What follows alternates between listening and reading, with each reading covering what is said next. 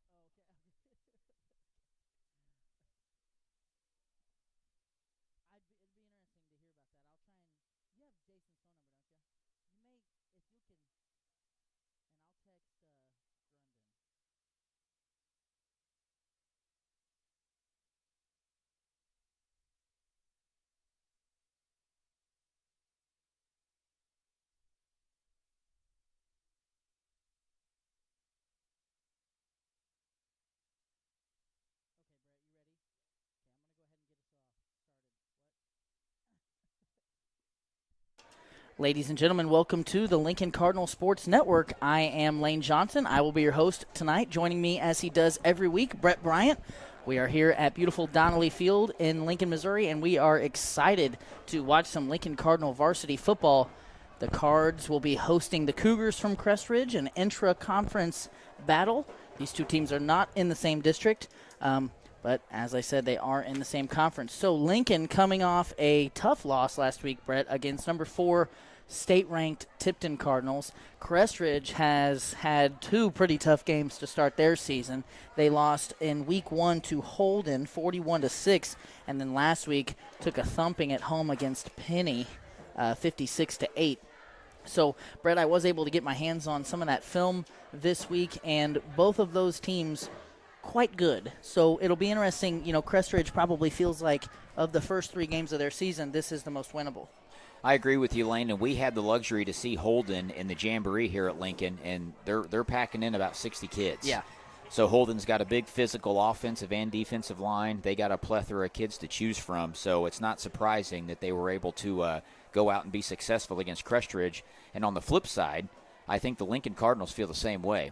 If we rewind about a year ago when we went to Crest Ridge, Lincoln had to forfeit the game. I believe it was about the third quarter due to lack of kids and injuries. So I always say there's a game on your calendar that you want back. I feel like this may be the game for the Lincoln Cardinals because they feel like that was a winnable game back in 2023. And here we are in 2024, and they're looking to get back at it. Well, I'm glad you brought that up because that's where I wanted to go next. We were both there. Everybody at home, you know, a lot of the people here were there. And let's be honest, on the ride home from Crest Ridge that night, it was like, what's the future for Lincoln football? Now they were able to go out, recruit the hallways a little bit. They got some kids to come out. They got some kids. They were able to finish the season. They had some success towards the end of the year. They competed with Wellknap. They beat Colcamp. They finished the season, which felt like a success. And you know that Lincoln is up for this game. They feel like they kind of came out flat last week and didn't execute the game plan.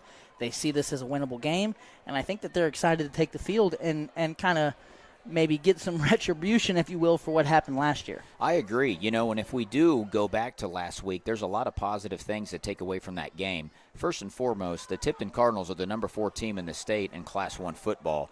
Lincoln was able to do some really positive things defensively. Offensively, they struggled to get some momentum. They gave up some, points in really bad scenarios and situations. They kind of gave up bulk points and chunk yardage, but they had a week to regroup, a week to watch film, and I would say that the Lincoln Cardinals are very confident coming into this homecoming match. If you take away 4 or 5 plays from last week, Lincoln played a really solid defensive game, and I think that the coaching staff, getting to talk with them a little bit about this game this week, they feel like that if they could put together a game. Coming into Class 1 football, that's always the story, right? You have moments where you're really good, and unfortunately you have moments that you struggle. Being able to string 4 quarters together, that's when you start to see success, and I think that's what the Lincoln Cardinals are going to try to do tonight. We have to play 4 quarters of football on both sides of the football. So we got started a little late tonight, and we kind of talked right over the coin toss, Brett, but Lincoln did win the toss and defer. Crest Ridge then decided to receive. So deep to receive for the Crest Ridge Cougars is number 30, Gavin Wyatt, a senior that's going to start both ways. Sanders, a little pooch kick to the right side, and Crest Ridge had a little trouble with it at first, but then sure-handed number 56, Tucker Camp, fell on it, and Crest Ridge will start us off here at their own 41. Number 56, Tucker Camp. Ross, let's get ready to take a look at these two starting lineups here for the Crest Ridge offense and the Lincoln defense after this first play.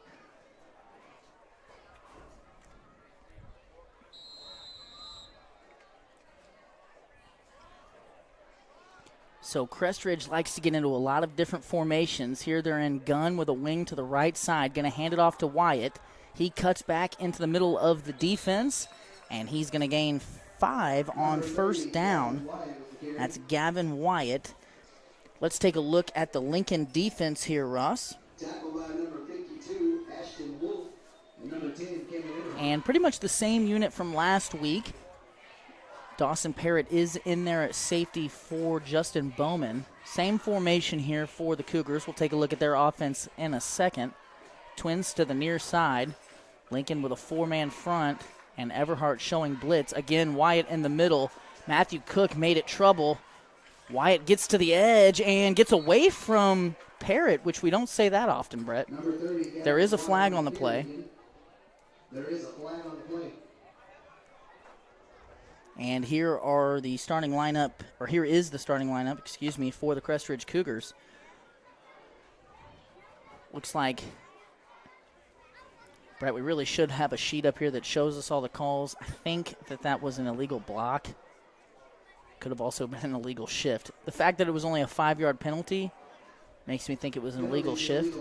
It is illegal shift. The PA confirmed that for me. So, Brett, there we've seen Wyatt now get the ball on first and second down, although the 5-yard penalty will make it 2nd and 9.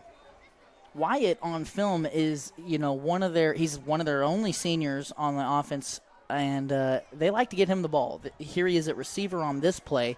They'll line him up in the backfield a lot, and they want to give him the ball. 24 is going to take a buck sweep handoff to the left and go nowhere. Well, Lane, I suspect Crest Ridge to use Wyatt like Tipton did Cashman last week. They're going to move him around a lot. They're going to have different formations, but they're always looking to get him the ball. And if they can keep Wyatt under wraps, I think this defense can be successful. So the ball carrier on that play, Brett, was Aiden Basham. He's another player that they will move around their formation. They'll line him up at wingback. They'll line him up at running back, and we'll even see him go out to the wide receiver spot. Much like Lincoln, Crest Ridge doesn't have a ton of kids, and the kids on their sideline, you can tell, are their younger, smaller kids. So a lot of these kids' names we'll be saying on both sides of the ball tonight. We've got a trip set to the near side, tight end on the far side. Looks like a quick bubble route here to Wyatt, trying to get him the ball in space. He makes a few Cardinals miss, and he's going to have the first down, but then I'm not really sure what he was doing there. He kind of lateraled it back into the field of play. Luckily for him, he had already stepped out of bounds. And on 3rd and 11, the Cougars pick up 13 and move the sticks. And that was, just what you were saying, Brett. They're going to move him around. They're going to try and get him the ball that time. Lined him up in the slot and threw a bubble screen to him, and it worked. I think if you can keep eyes on Wyatt and know where he's at all times, he's clearly a focal point of this offense. He's in the backfield on this play, and that should have been a false start. No flag. Buck sweep right side to Wyatt. Matthew Cook says no more. And that's going to be a tackle for loss for the big senior defensive lineman, Matthew Cook, who's really come on strong to start this season on both sides, and I've loved seeing what he has brought to the table thus far. Yeah, Cook is a kid that they were really excited about this summer and has done really good things over the first 2 weeks of football, and I really expect to see him continue to grow in that position and just be an impact player on both sides of the football, but I think more so on the defensive line because he's a big physical defensive lineman that's hard to block. Trips to the near side. Basham at wingback, going to bring Wyatt in motion. Quarterback keeper, and again, Matthew Cook just wrecks. No, sorry, that was Isaac Comm. Isaac Comm and Ben Eckhoff. Isaac Comm just wrecked that play. And 2 plays in a row, Crest Ridge goes backwards, and they're looking at a 3rd and 14. I'm excited to see this Cardinals offense and defense here on homecoming night. We got a packed crowd. Lane, thanks to you on Forever Cardinal night, the shirts sold out fast tonight. We showed up about 20 minutes late. There were no shirts to be given out. No thanks to me. Thanks to Community National Bank and Trust, who was giving them all away. They sold out because they were free. Yeah. I know I've already heard some complaints that people showing up at 6:30 or even earlier didn't get one. Here, a pass on 3rd and long, another screen, and a great open field tackle by Camden Everhart. That was number 8, Keegan Walsh, who was at receiver. This time they ran kind of an inverted wide receiver screen, and Lincoln knew exactly where they were going there.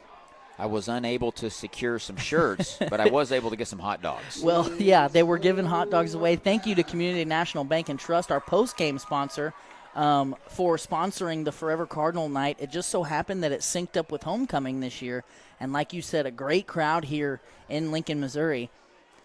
And a punt here by Wyatt just gets it away. Parrott's going to field it at the 6-yard line. A lot of green on this side. It's a foot race. And a good return by Parrott. Lincoln's going to set up shop here at their own 29-yard line.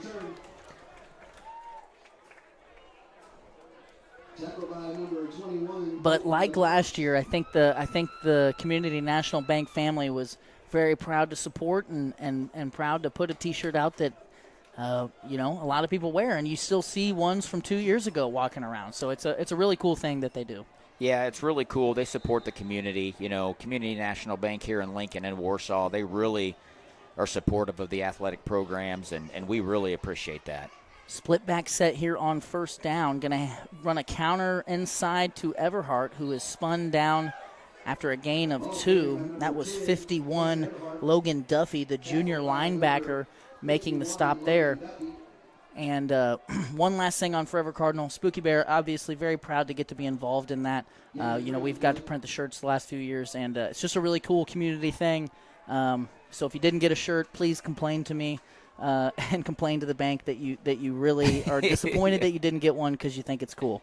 Well, and it's homecoming, it's Forever Cardinal Right. night, and we had an opportunity to shout out our youth program. Yes. And if we didn't get them on film, the Lincoln football program has got a bright future. Yes, absolutely. Quick hitter here to Benham, and Sanders and Benham just not able to be on the same page there. Ball is incomplete. Ross, let's take a peek at the offensive starters for the Lincoln Cardinals. And one thing that you'll notice in our graphic, it's actually wrong. Cade Rutherford, the tight end, going to be getting the starting nod on offense over Ben Eckhoff. So Ben Eckhoff is going to play defense exclusively tonight, Brett. He had surgery on a broken pinky earlier this week on Monday, I believe. So they feel like he is so important to their defense that they want to save him for that side of the ball. Another split back set. Buck sweep to the right side for Smith, and good hard running. He's going to pick up 5. We'll call it a gain of 5, but it is going to be 4th and 2 here. And we'll see if Lincoln wants to get aggressive on their opening drive or play the field position game. The fact that Eckhoff is out on the field makes me think they're going to punt this. Although they're running that split back set again, Eckhoff is on for Rutherford. You see his hand heavily taped, and a bad snap. Oh, no. Oh, no. Oh, no, it's still loose. And finally, Logan Duffy able to pick it up. I'm not even sure that was a bad snap per se, Brett. Upon review here, it looks like Sanders just had trouble catching it. And unfortunately for Lincoln, kind of the same old song. Just self-inflicted wounds there. Self-inflicted, and, you're being aggressive. You're on your homecoming night. You're trying to make something happen on your first drive, and just ill-advised plays is what has been the Achilles heel to this Lincoln Cardinal offense. We seen it last week against the Tipton Cardinals. They would finally get some things rolling, and then bad snaps and bad mesh points always seem to be an area of concern, and here we see it again. Again, I really don't I know what you're saying. I really didn't feel like that was a snap issue. It was just Sanders didn't quite get his hands on it the right way. So now Crest Ridge inside the red zone, 1st and 10 at the 19. Going to toss it up to Basham, and he is going to go nowhere as a flock of Cardinals bring him down in the backfield. Well, if you're looking at positive things, we did see last week Lincoln's defense was very good. They had some moments where they kind of ran into some lulls, but that defensive line last week really stifled the running attack of the Tipton Cardinals, which forced Tipton to start airing the ball out, and that's where a lot of their success came from. So I would assume Crest Ridge is going to have difficulty running the ball today. And Crest Ridge does not have 3/5 of the offensive line that they had last year. An offensive line that really bullied Lincoln most of the game. A reverse here. Basham's got it, and a big hit. Man, Basham took a big hit from Eckhoff, spun out of it, took a big hit from Sanders, and almost got away from him. Sanders got a little help there and was able to make the stop, and maybe a gain of 1. We're going to have a water break timeout here. They've started to do that this year. Even though it's not hot anymore, it seems like they're trying to do an official timeout at every halfway point of the quarters. So we're going to go ahead and step aside and give some of our sponsors an opportunity to be heard. Ross, I'd like to start, if we can, with the presenting sponsor for tonight's broadcast. That's Reese Nichols Golden Key Realty. They are on the scoreboard and make a big contribution to making this broadcast possible. We appreciate their support. We'll be right back. Reese Nichols Golden Key Realty is proud to support Lincoln Athletics and the Lincoln Cardinal Sports Network. Reese Nichols has been a sponsor of the Lincoln Cardinal Sports Network every year since it started. Reese Nichols Golden Key Realty has 14 real estate agents with 275 combined years of real estate experience. Luke and his team are not only experienced but extremely knowledgeable when it comes to listing your property or helping you find the perfect home. If you're looking to buy a home, commercial property, or land, look no further than Reese Nichols Golden Key Realty. Be sure to visit their website at reesenichols.com or give them a call at 660-438-7228. Again, thank you to Reese Nichols. Brett, I wanted to kind of get into something here that I had tried to prepare pregame. The Reese Nichols Golden Key Realty keys to the game for the Lincoln Cardinals. I've got 3 big things written down, and this first one doesn't apply right now because Crest Ridge has the ball. We'll touch on them here after this snap. 3rd and 11, ball sits at the 19. Taylor going to roll to his right. He's got pressure. He's got to throw it. He's got a man, and it looks like they're going to be just short. That was Keegan Walsh, the receiver, caught it just short of the sticks and was rode out of bounds by Benham. And it looks like a 4th and 1 here. Ball sits at the 10. The Reese Nichols Golden Key Realty keys to the game, Brett. Number 1, make Crest Ridge tackle. Crest Ridge had a hard time tackling against Holden and Penny. So if you can get out there and run physically, never let one person tackle you, I think that they can have success after the catch and on the ground.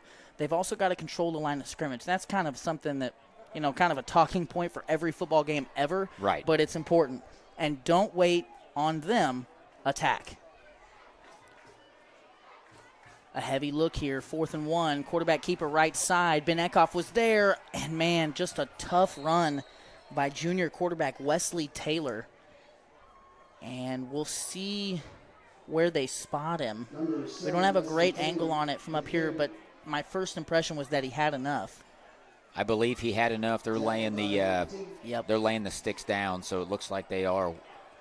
So that quarterback keeper gets them a fresh set of downs. 1st and goal here. Ball sits at the 8. And Wesley Taylor, so a junior quarterback, he's going to play both sides of the ball. Last year when Lincoln played them, I don't remember his name, but the quarterback that started that game did not finish that game. Taylor came in, and then they just immediately kind of switched their MO. He started running all over the place, and he is a physical runner in his own right.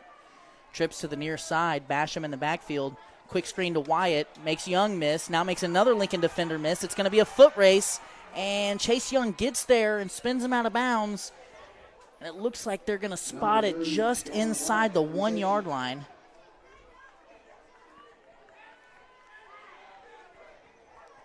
And you can tell, Brett, that, it's not just lip service. Gavin Wyatt is a huge part of what Crest Ridge wants to do. Absolutely. You can tell he's a big part of their offense. I mean, we said it earlier on the broadcast, but he's moving around in the wide receiver and the running back. He's going to the slot. They're doing everything they can to hit the ball in his hands. So we're going to get in that jumbo package again here. Taylor going to counter to the right side and squeak into the end zone. And Crest Ridge is the first to score with a quarterback keeper, 1-yard touchdown by Wesley Taylor.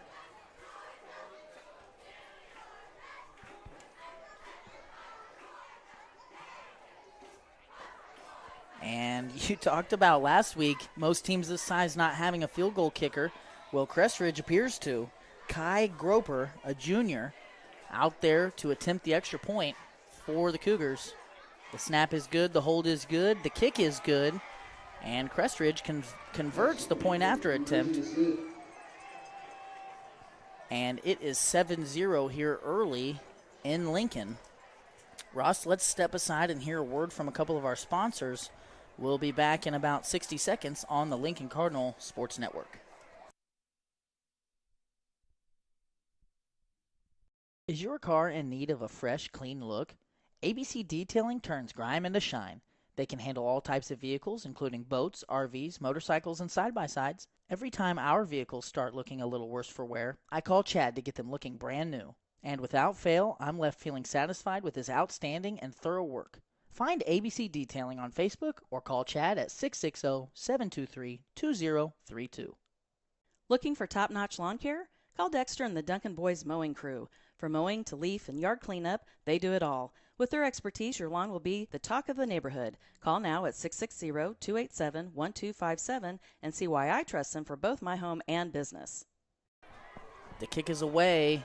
Young fielded at the 15. And he's got some speed and some room to run. He is tackled across the 45. They're going to set up shop here, Lincoln that is, at their own 47. Great return there by Chase Young.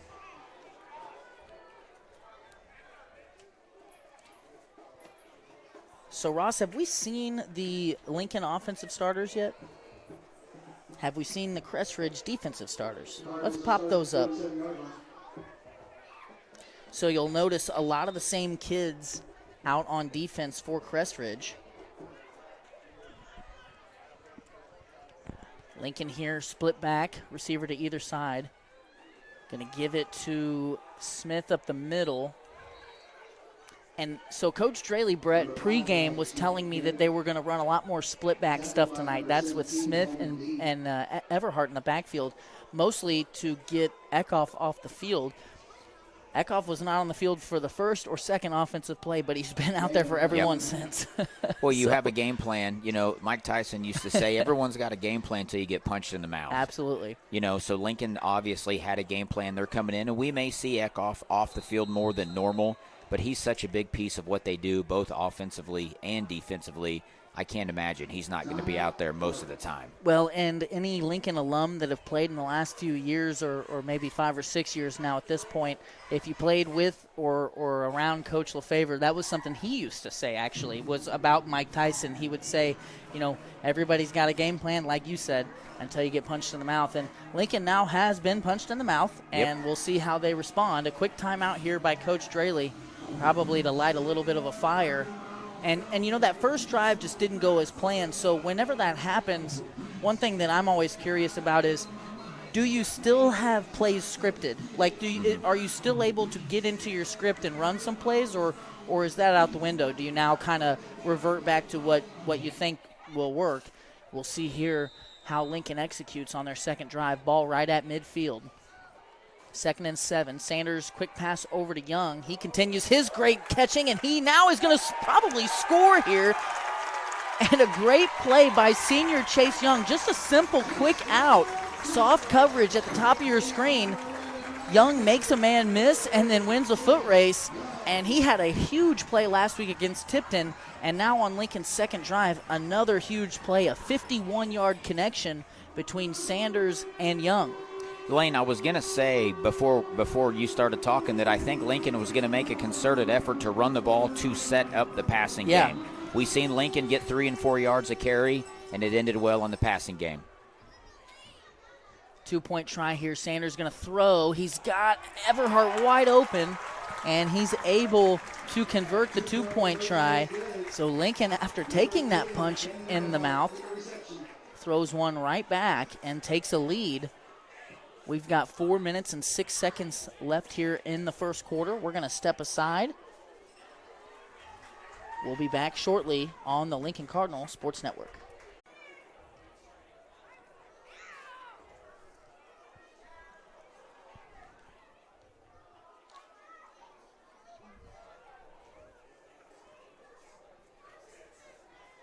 Shotgun look. There is a wing back at the top. That's Basham. He just made the huge play. Now Wyatt. And a lot of penetration by the Lincoln defensive line there. Wyatt just gets back to the line of scrimmage. A flag did come out in the backfield. And folks, we apologize if it dropped out there for you momentarily. Experiencing some technical difficulties here. Our internet connection is not stable currently. So we should be back live now. Looks like we got a hold on the Cougars, Lane. Okay, so that'll back Crest Ridge up significantly. Looking at a 1st and 20 now instead of a 2nd and 10. Again, a shotgun look. We've got twins to the near side. Basham at the wing back up top. They're going to bring him in motion. And good play by Larry Roberts, but Wesley Taylor able to get it out into the flat to Basham. This time, Sanders was ready for it and makes a quick open field tackle. We'll call it a gain of 3 there for the Cougars. Tackle by number 11, Riley Sanders. Again, apologies for the technical difficulties. We should be back up and running here. Lane, while we have a pause in the action, I would like to give a shout-out to some Lincoln alum watching the game at home. We appreciate the support. One, John Michael Marins on the first football team to ever play here at Lincoln. He's watching at home with some buddies. John Michael, we appreciate your contributions to this football program. Crest Ridge now splits Dukas out to the top of the screen. To the top of your screen. And another quick hitter here by Crest Ridge. A lot of pressure on that play. Taylor able to get it out to Keegan Walsh, who picks up a big gain on second down. And now Crest Ridge looking at a 3rd and 5. Crest Ridge has done a very good job finding the soft spot in this defense. You know, Lincoln's getting a lot of pressure, and they have a wide receiver leak out, find the soft spot, sit down. That's where a lot of their positive yardages come thus far in the football game. And that time, Taylor did a good job hanging in the pocket until the last minute. There was a lot of pressure bearing down on him on that play. Again, a lot of pressure. Taylor almost connects with Basham. Good job by Ben Eckhoff and Dawson Parrott to break that one up. I would imagine that Crest Ridge is going to go for this, Brett. I was going to say the same. We don't know what the leg of their field goal kicker has.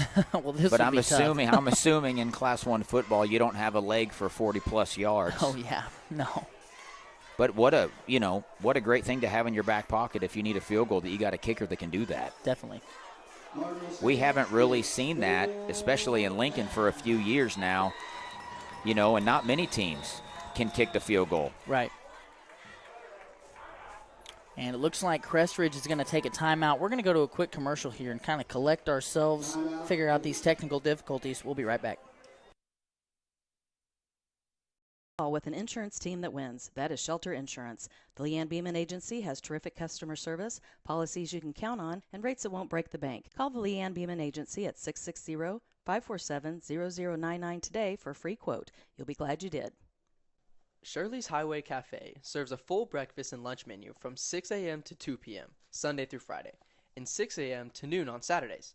If you're hungry for breakfast, try a good old-fashioned omelet or the biscuits and gravy. If it's lunch you're looking for, they've got the best country fried steak and mashed potatoes around. Shirley's Highway Cafe is located on Highway 65 in Lincoln, so give them a try on your next trip through town or call them for carryout at 660-547-3500.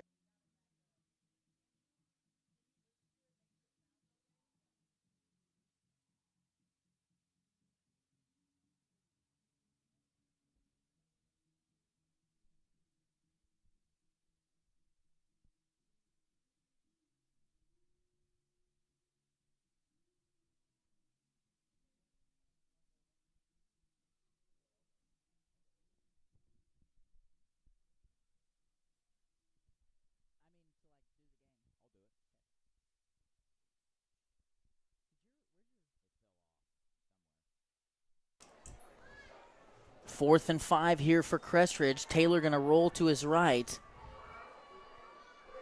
Ooh, and that was close. Pass intended for number 8, Keegan Walsh. Good coverage there by Braden Benham. And Lincoln able to get off the field on 4th down. Something they struggled with last week. Well, like I said, Lane, Lincoln's done a phenomenal job the past 2 weeks of adjusting. You kind of see what the offense is giving you. Lincoln settles into the game as the game progresses, and a great job to get off. And a 3rd and manageable, really, for the Crest Ridge Cougars. So we'll see Lincoln. They got the momentum now. You score, you get a stop, now you get the football. I'm excited to see what they're going to do.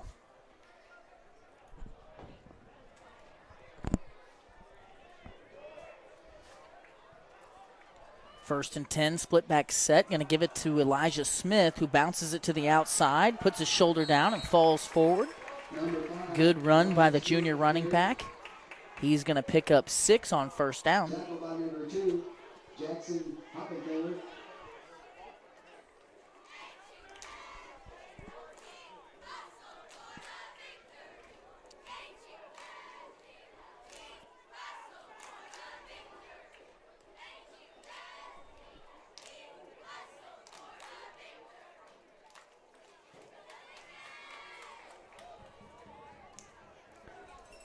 So an incomplete pass here would change this. Quick screen pass to Young, and a flag comes out. Riley Sanders pass complete to number 3, Chase Young. There is a flag. Maybe a pass interference, but no call. So, Brett, let's try and touch base here. Folks at home, we apologize. We're having a terrible time with our internet connection here. So, not really sure when it dropped out. I don't think that you saw the touchdown pass between Sanders and Parrott. We're going to show you a replay of that as soon as we get confirmation that everything's working here. Let everybody get back in the stream, hopefully. Again, we apologize. We're doing the best that we can here with what we've got. So a 3rd and 15 look here for Crest Ridge. Lincoln's defense has been doing a good job here of late. And good play by Chase Young, the man in coverage. Taylor was able to connect with number 8, Keegan Walsh. But Chase Young got there quickly. And a gain of 5 is still going to be a 4th and 10. So I expect to see a punt from Crest Ridge here with Gavin Wyatt back. Well, Landon, we've seen Lincoln make some adjustments, settle in now on the defensive side, minus that first couple drives. Lincoln has now put them in 1st, 2nd, and 3rd and longs, forcing the punt. Man, that was a tremendous punt. Parrott fields it. Gets through a couple of would-be tacklers. Now he's at the 40. He's at the 45. He gets a block, and that's no good. A couple of flags come in. Isaac Comm there with the crackback block is going to nullify a lot of this return. Yeah, that's one you just want to ease up on. Parrott, I think, had him beat around the edge. I know you're licking your chops to get your hands on somebody, but that's one you want back. Well, it would have been a net punt of about 7 yards if the return had stood. Instead, they're going to back Lincoln up 15 from the spot, which was about 13 behind where the return ended. So, Ross, while they're sorting out what's on the field, can we see that touchdown connection between Sanders and Parrott? A tremendous play between the two juniors.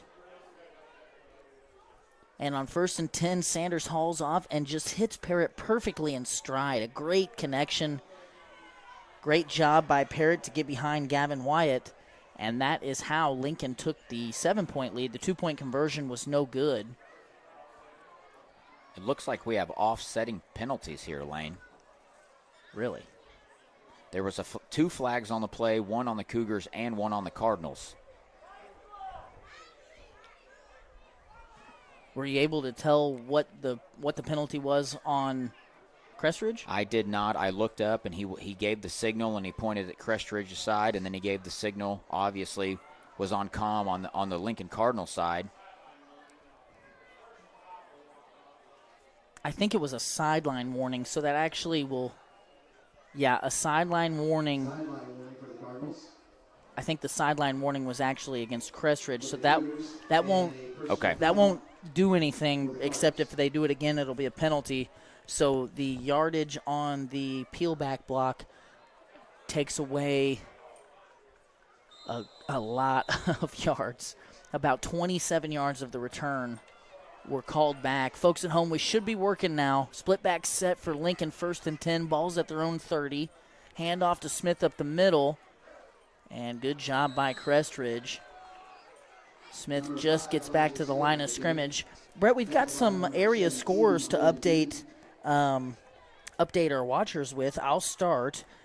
Cole Camp is trailing 24-6 on the road against Sherwood. And you have a Tipton Lamar score, right? Yes, the Powerhouse Lamar Tigers are leading the Tipton Cardinals 22-0. In the first quarter, or are they in the second now? I'm showing the second quarter here. Okay. It also looks like, a little south of our broadcast, but Marionville is leading Skyline 38-0. Interesting. Okay, 2nd and 9 here for Lincoln. Another split back set. Sanders quickly to Young. Again breaks a tackle, shakes another defender.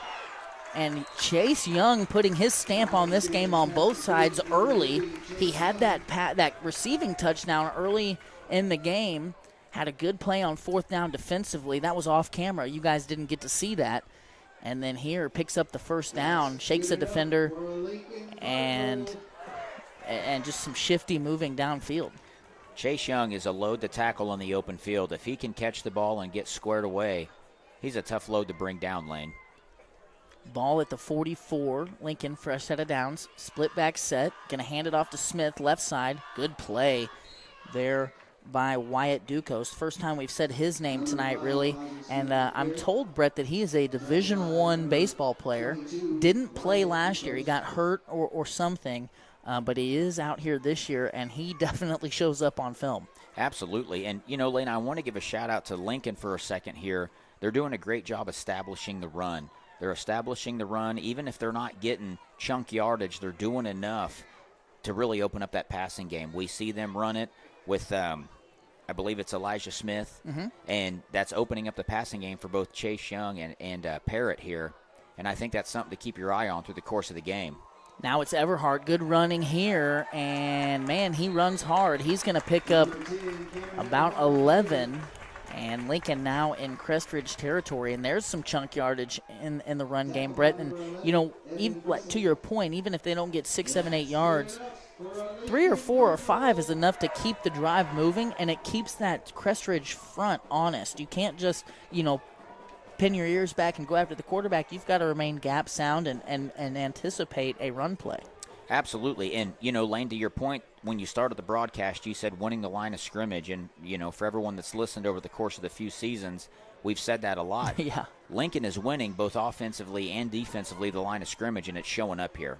Nobody's out there on Benham. Okay, Wyatt gets out there now. Looks like just single coverage across the board. Sanders likes to match up with Young, and Young comes back for it and makes another huge catch as he has Lincoln inside the 15-yard line. And I cannot say enough about Chase Young right now, who is just a matchup problem, it seems, for the Cougars. Well, he's got burners. He's a great route runner, and he's got burners, and he's proven over the course of his career to be kind of a surefire, sure-handed receiver. Well, that Parrott shows up on film and gets a lot of attention from the other team. So, Chase Young getting single coverage a lot to start this game, and he's really made Crest Ridge pay. Now Parrott in the backfield takes a handoff. He cuts back across the grain. He breaks a tackle. Now he's going to put his shoulder down, and he's going to get Lincoln inside the 5-yard line. And there, you see Dawson. We've talked about it, and we've yet to see him really feel fully healthy. But now that he is getting, his feet back underneath him, they're moving him around their formations. They absolutely are. And, if you're watching film as an opposing coach, you've always got your eyes on Parrott. Right. Sanders and Parrott have that connection over the course of their career, and that's what opens up Chase Young. But I love how Coach Draley moves Parrott around in the formation and is creative with them. Parrott again in the backfield. Sanders fakes to Smith, and it's a foot race, and he keeps his footing and scampers into the end zone around the right edge. So Lincoln now has scored 3 touchdowns in a row unanswered and seems to be in control of this game. That was a good keep for Sanders. He kept it. There wasn't anything there. He had the big side of the field to his right. He just said, "I'm just going to beat you to the pylon." And at times, even last week, we've found, sometimes we wish Sanders would just pull it down and run. And there, very heady play. He maybe could have forced one into the end zone. He had a receiver in the back of the end zone, but instead pulled it down and got it done himself. Parrott again in the backfield with Smith. It's a split back set. And a flag comes out at the snap. Young, Sanders wanted to go back to the well there. They're going to call, looks like an illegal shift against the Cardinals.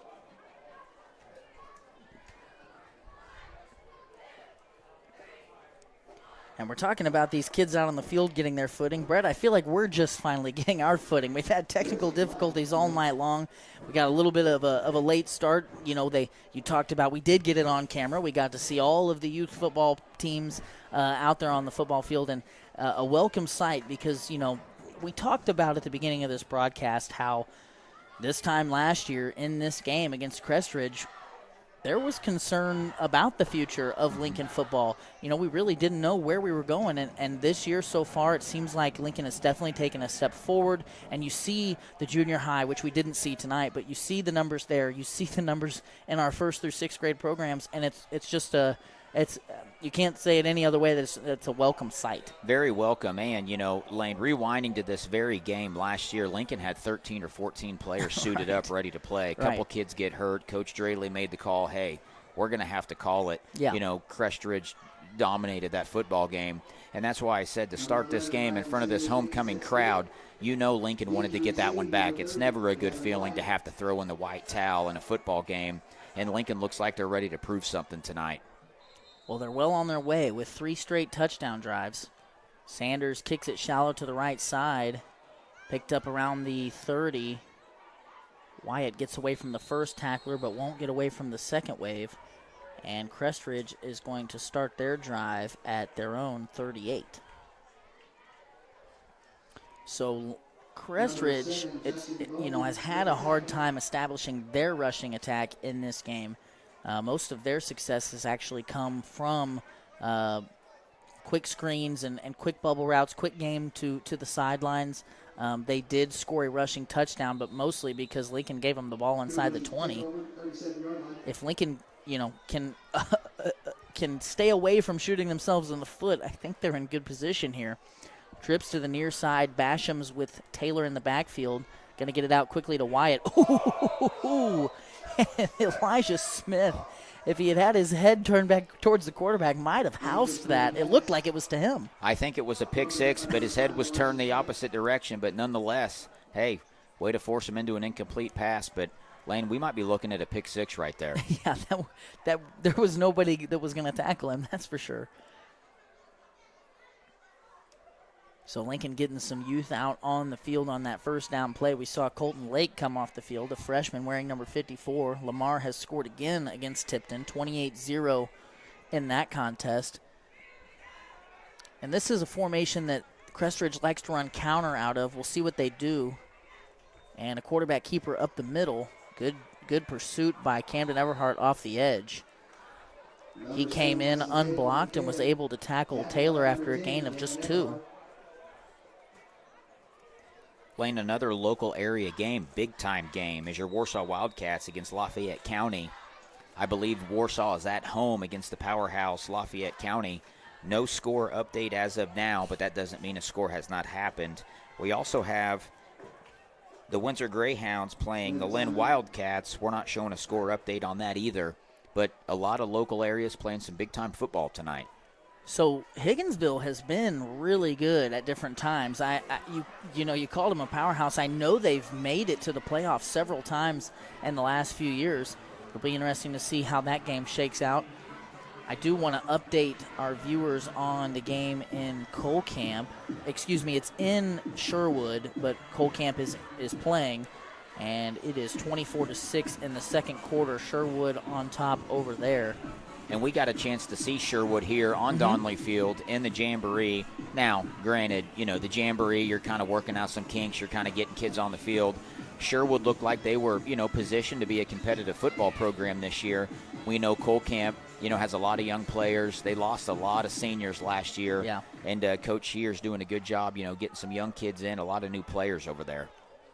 Sherwood coming off a big win against Butler last week. Shotgun set, twins to the near side. It's Wyatt and Taylor in the backfield. Taylor looks to pass, and he's got Welsh in the middle of the field, and they're going to hook up for a 10-yard gain and move the sticks. That's Keegan Walsh, number 8. Tackled by number 6, Braden Benham. So Lincoln time and time again holding up in the running game, but it's the passing attack of Crest Ridge right now that's keeping their drives alive. Well, and we seen that last week, Lane, against Tipton. Lincoln did a phenomenal job stuffing the run. Tipton really struggled getting anything going on the running attack. It was the passing attack that opened up that game, and Lincoln just has to stay sound in the secondary and be ready for that. On the near side, Braden Ferguson, the freshman, getting some run at corner. Taylor rolls to his left. A flag comes out, and that one just thrown away. You could say intended for Walsh, but I think Taylor was just living to see another play. There's a flag on the play.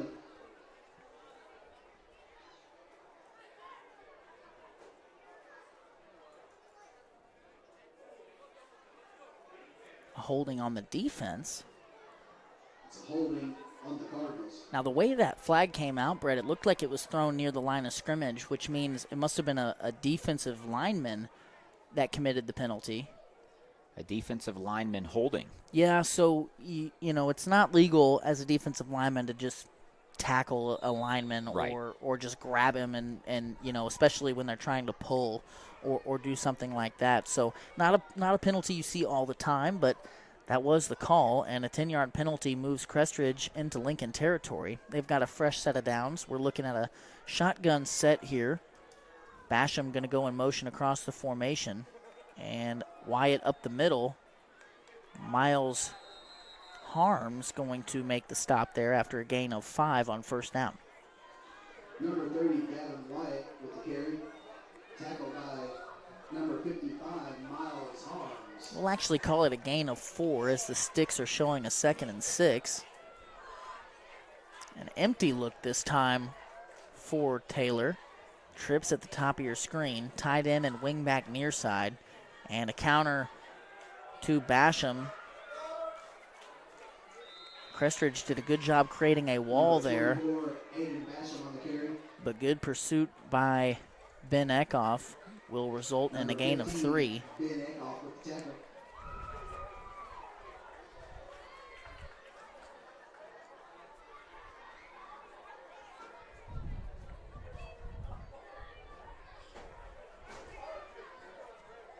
So after that run on second down, Crest Ridge looking at a 3rd and about 4.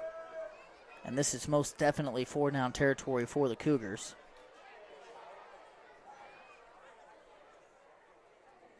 Taylor going to keep this one up the middle. Lincoln, good job at the point of attack. Cut back by Taylor. Good running now. He stiff arms a guy. Now he's out in the open field. He's at the 15 and runs out of bounds. There is a flag way back near the line of scrimmage. The White Hat very quick with the calls tonight.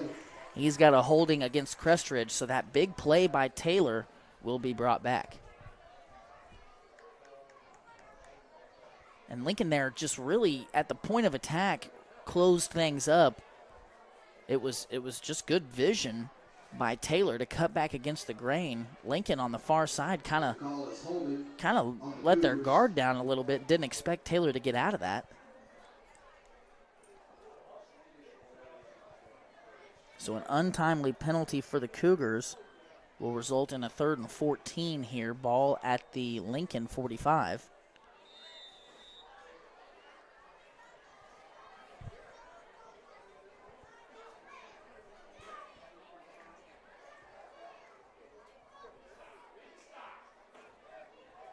A big stop here for Lincoln could give them an opportunity to really take control as they will receive the 3rd quarter kickoff. Taylor looking to pass. He's got pressure. Rolls out to his left. Lets one go into double coverage. Young never really turned around and saw the ball. There was a lot of hand fighting downfield. That was Keegan Walsh, the intended receiver. I think what saved Young there, Lane, was the ball was just thrown out of bounds. Yeah. There was a lot of hand contact there. And, you know, I think as a referee, you got to ask yourself, is that a catchable ball? Can the receiver make a play on that? And that just wasn't even a playable ball right there. So that 3rd down incompletion will stop the clock at 3:04. Wyatt standing at his own 45, ready to punt this to Parrott, who's standing at his own 10. Wyatt's punt is blocked, and Elijah Smith falls on it at the 46. Big play there by Lincoln. Let's replay that, Ross, if you can. I know the camera had already panned down there to Parrott. I don't know if we got a good angle of that, but the PA is going to give Miles Harms credit for the blocked punt. And Lamar has put on a couple more scores as it is 37-0 over across the state. So this is a tremendous situation for Lincoln. 3 minutes left. They've got 2 timeouts, all the time in the world. They've got to go 46 yards. And if I'm Coach Straley and company, I'm really just good snaps, good mesh points. Parrott is in the backfield. It's a split back set. They're going to give it to Smith up the left side. And not much there. Number 70, Well, I don't have a 70 on my roster. So number 70 for Crest Ridge makes the stop.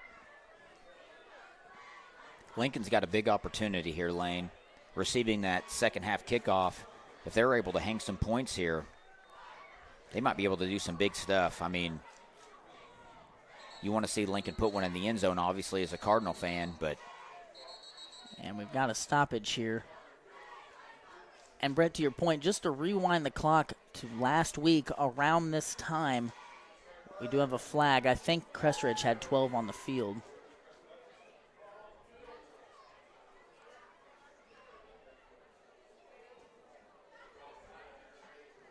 Crest Ridge seems to think they committed a penalty. It is 12 men on the field. So, Brett, if we rewind the clock 7 days to this time last week, Lincoln, with about 2.5 minutes left in the first half, really had a couple blow-up plays. A blown coverage gave Tipton an easy score. Then they turned around and muffed an onside kick. Then they gave up another quick score. We thought it might be 8-8, maybe 15-8 going in half. Instead, it was 22-8, and it seemed like all the momentum had just been zapped away into Tipton's favor. Lincoln, I think, would be happy 20-7 going into half tonight. But, Coach Straley aggressive. He wants to put 6 on the board. I know these boys do too. I'd like to see that happen as well. Coach Straley is going to spend his second time out here. Yeah, going back to last week, we were feeling really good. Lincoln had finally got their footing. They gave up a score. Lincoln got some stops. Chase Young had a big touchdown, and we're like, okay, go into halftime, regroup, kind of listen to the coaching staff, and then just 2 bad plays back to back, and that's just a killer. It's a backbreaker, especially when you're playing the number 4 team in the state. You can only give them so many opportunities. Tipton was able to capitalize on that, and we know how the game went, but I felt like that was a very critical moment in the football game. So we'll see what Lincoln draws up out of the timeout. They've got Cade Rutherford at the receiver spot on the near side. Eckhoff is off the field. Young, Parrott, and Benham in a trips look at the top. Smith and Sanders alone in the backfield. 1st and 10, ball at the 30. Sanders going to pass, immediately has to get out of the pocket. He's in trouble.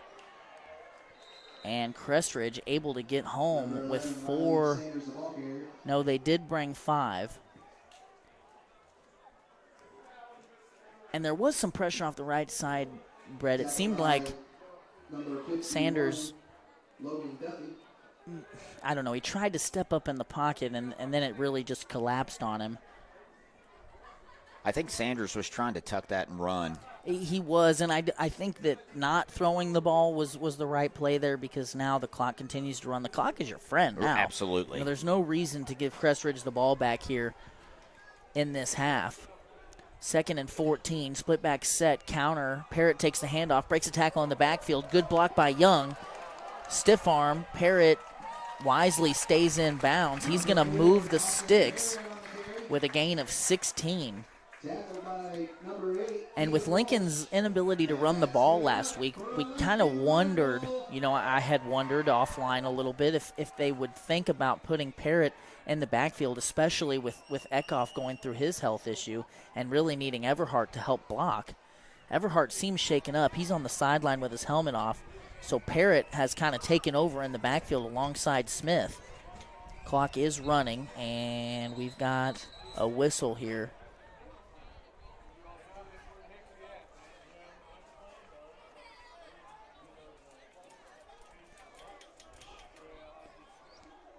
And they're going to make Benham come off. Brett, he didn't have his mouthpiece in.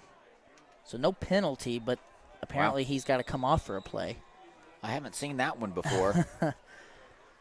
Split back set. Parrott and Smith in the backfield. Hand off to Parrott, left side. Good cut. And he's going to fall forward for a gain of 5. Lincoln will need to show a little bit of urgency here as we're under a minute left in the half. Lincoln with just 1 timeout. 16 yards away from pay dirt. Quick strike over here to Young. He catches it, drags a defender out of bounds. They're going to spot him at the 5-yard line, which will give Lincoln a fresh set of downs. Young, Brett, has continued to put his mark on this game as he has just been sure-handed in the single coverage.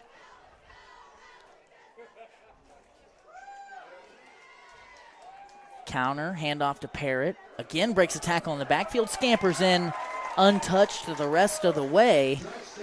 And Lincoln now has put together 4 scoring drives in a row after a turnover on downs on their first drive. I sound like a broken wheel, Lane, but we see this kind of on a weekly basis. Lincoln really does a good job settling in. I think moving Parrott to the running back position is going to pay dividends for them here in this game at least. We don't know what the future is going to bring, but Parrott's such an elusive runner, knowing on film, he's kind of a big playmaker at the wide receiver position. 2-point try here. Sanders goes to Young quickly, and pretty good coverage there. Jackson Hoppenthaler, the corner, in coverage. So Lincoln unable to convert the 2-point, but they'll be happy with 6 as they've extended their lead to 19 with 40 seconds left to play here in the first half. Ross, could we let's step aside here for a quick commercial break. We'll come back and show that touchdown run right after this. Is your car in need of a fresh, clean look? ABC Detailing turns grime into shine. They can handle all types of vehicles, including boats, RVs, motorcycles, and side-by-sides. Every time our vehicles start looking a little worse for wear, I call Chad to get them looking brand new. And without fail, I'm left feeling satisfied with his outstanding and thorough work. Find ABC Detailing on Facebook or call Chad at 660-723-2032. Looking for top-notch lawn care? Call Dexter and the Duncan Boys Mowing Crew. From mowing to leaf and yard cleanup, they do it all. With their expertise, your lawn will be the talk of the neighborhood. Call now at 660-287-1257 and see why I trust them for both my home and business. Sanders going to kick this one away, a high kick, and going to be fielded around the 20.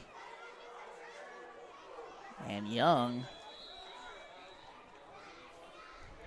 actually that was Elijah Smith making the tackle there for Lincoln. 36 seconds left here in the first half. Now as we get prepped for the Johnson's Accounting halftime show, please be aware that it will be an elongated halftime this week as the homecoming festivities will take place during the break. We will probably show some of that on the screen. So, Lane, what do you think? You think Crest Ridge goes for one, or do you think they run out the clock? Or I do think that they're going to pass here. They've got one timeout. And a play action. Miles Harms immediately in the backfield. Walsh catches, but is met by Benham shortly thereafter. And it looks like Crest Ridge is going to get one more playoff here, or maybe just take it into the half.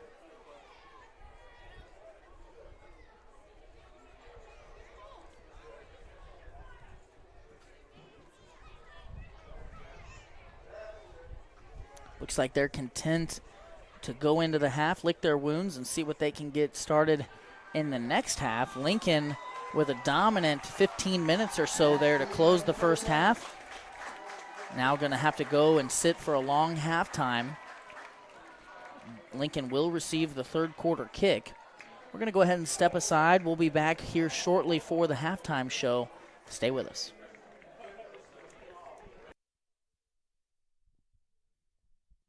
Nichols Golden Key Realty is proud to support Lincoln Athletics and the Lincoln Cardinal Sports Network. Reese Nichols has been a sponsor of the Lincoln Cardinal Sports Network every year since it started. Reese Nichols Golden Key Realty has 14 real estate agents with 275 combined years of real estate experience. Luke and his team are not only experienced but extremely knowledgeable when it comes to listing your property or helping you find the perfect home. If you're looking to buy a home, commercial property, or land, look no further than Reese Nichols Golden Key Realty.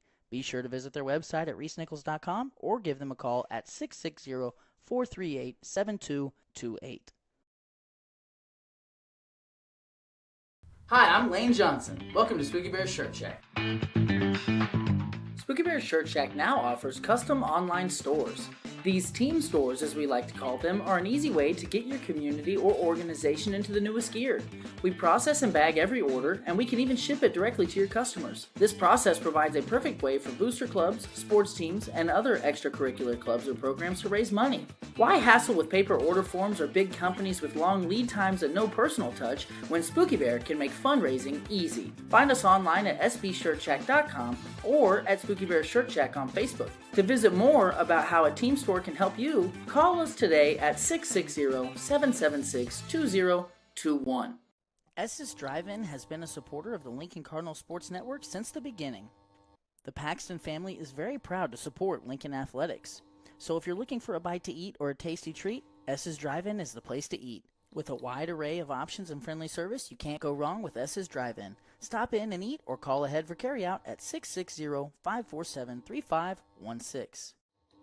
Tonight's Lincoln Cardinal Sports Network postgame show is brought to you by Community National Bank and Trust of Lincoln and Warsaw. Are you missing that human touch with your bank? Come talk to a real person at Community National Bank and Trust. They're your local bank that's small enough to know you, yet big enough to offer the best products. Stop by and see them at 101 South 65 Highway in Lincoln or 1695 Hilltop Drive in Warsaw. Your community, your bank, your relationship. Community National Bank and Trust, member FDIC, equal housing lender. 31 Chiropractic is a wellness-centered family chiropractic office that specializes in care for women and children. Lindsay delivers tailored chiropractic and physical treatment for your whole family for their whole lives. Call 660-460-3719 to schedule your appointment with Dr. Lindsay today. This break in the action is brought to you by Gallo Supply. Gallo Supply is your local solution for all household and industrial cleaning supplies. From can liners to soaps to copying and toilet paper, Gallo Supply has what you need. Brett at Gallo Supply can provide a friendly and personal touch that other, larger companies just can't. Gallo can ship directly to your door when you order using their fast and easy website, so whether you're in need of residential or commercial Jan Sand supplies, visit GALLOsupply.com or email sales@gallosupply.com for bulk prices. This break in the action is brought to you by Citizens Farmers Bank. Hometown banking with your neighbors and friends, that's Citizens Farmers Bank. Visit Citizens Farmers Bank for all of your banking needs. CFB is locally owned and operated with 2 locations, one in Colcamp and one in Stover. Citizens Farmers Bank, member FDIC, equal housing lender. This break in the action is brought to you by Denny's Construction Solutions. Wally and his crew offer many services. At the top of the list is excavation and general contracting. They will build from the ground up. But that's not all. They offer site clearing, site prep, concrete flat work, and more. If you've got a problem that could require a skid steer, excavator, or jackhammer, Denny's Construction has a solution. Call them today at 660-596-9992. Hi, I'm Lane Johnson. Welcome to Spooky Bear Shirt Shack. Spooky Bear Shirt Shack is a full-service print shop and apparel brand that is set up to print any and all wearable or promotional items that you may need. We can help you grow your brand and business by providing you with quality products and prints, all for a fair price. After working with us, you will find that our customer service and attention to detail is unrivaled. Find us online at sbshirtshack.com or at Spooky Bear Shirt Shack on Facebook. To visit with a team member, call us at 660-776-2021. Spooky Bear Shirt Shack, we make printing easy. Is your car in need of a fresh, clean look? ABC Detailing turns grime into shine. They can handle all types of vehicles, including boats, RVs, motorcycles, and side-by-sides. Every time our vehicles start looking a little worse for wear, I call Chad to get them looking brand new. And without fail, I'm left feeling satisfied with his outstanding and thorough work. Find ABC Detailing on Facebook or call Chad at 660-723-2032. Looking for top-notch lawn care? Call Dexter and the Duncan Boys Mowing Crew. From mowing to leaf and yard cleanup, they do it all. With their expertise, your lawn will be the talk of the neighborhood. Call now at 660-287-1257 and see why I trust them for both my home and business. We would like to take a second to thank all of our sponsors that make this broadcast and others like it possible. Without the contribution from our community members, this broadcast would not be possible and would not have the high quality end product that you see each Friday night and all throughout basketball season. Many of these sponsors, like Reese Nichols, Estes, Johnson's Accounting, Community National Bank and Trust, 31 Chiropractic, Tolliver's Tire and Towing, and the list goes on, have supported this broadcast for years now. Broadcasting Lincoln football games started out as a hobby and has quickly turned into a real thing that we look forward to every fall. I am very proud of the work that our team puts into making this broadcast so high quality and watchable. It's a lot of fun to see it come to life every year, and it would absolutely not be possible without the support that we get from our community members, not only the sponsors, but the folks at home that watch every Friday night. Thank you for tuning in. We appreciate all the support that we get. If you see any of your fellow community members out in public that support and sponsor this broadcast, be sure to thank them for making this possible. Be sure to thank Reese Nichols Golden Key Realty, Estes Drive-In, Johnson's Accounting, Community National Bank and Trust, 31 Chiropractic, Gallo Supply, Denny's Construction Solutions, Tolliver's Tire and Towing, Shelter Insurance Leanne Beeman, Restoring Hope. All of those sponsors there have sponsored us in the past, along with Veracruz Trace and Highway Cafe, Mandy's Lincoln Inn, Farmers Mutual Protective Association, Producers Exchange number 84, WK, and newcomers like HP Tire and Muffler, Don's Auto Body, Citizens Farmers Bank. Thank you again for watching, and please enjoy the rest of this broadcast. Johnson's Accounting and Tax Service, LLC, is the halftime sponsor for tonight's broadcast. Johnson's Accounting is proud to have served the Lincoln community and its surrounding area for over 55 years. Lori and her team offer monthly business services such as sales tax, payroll, preparation of financial statements, and much more. They can easily set up a new business or an LLC. Need a tax return? Johnson's Accounting handles personal, small business, partnership, and corporate returns too. For Johnson's Accounting, no business is too large or too small. They can handle them all. So give them a call at 660-547-3332 and see what they can do for you.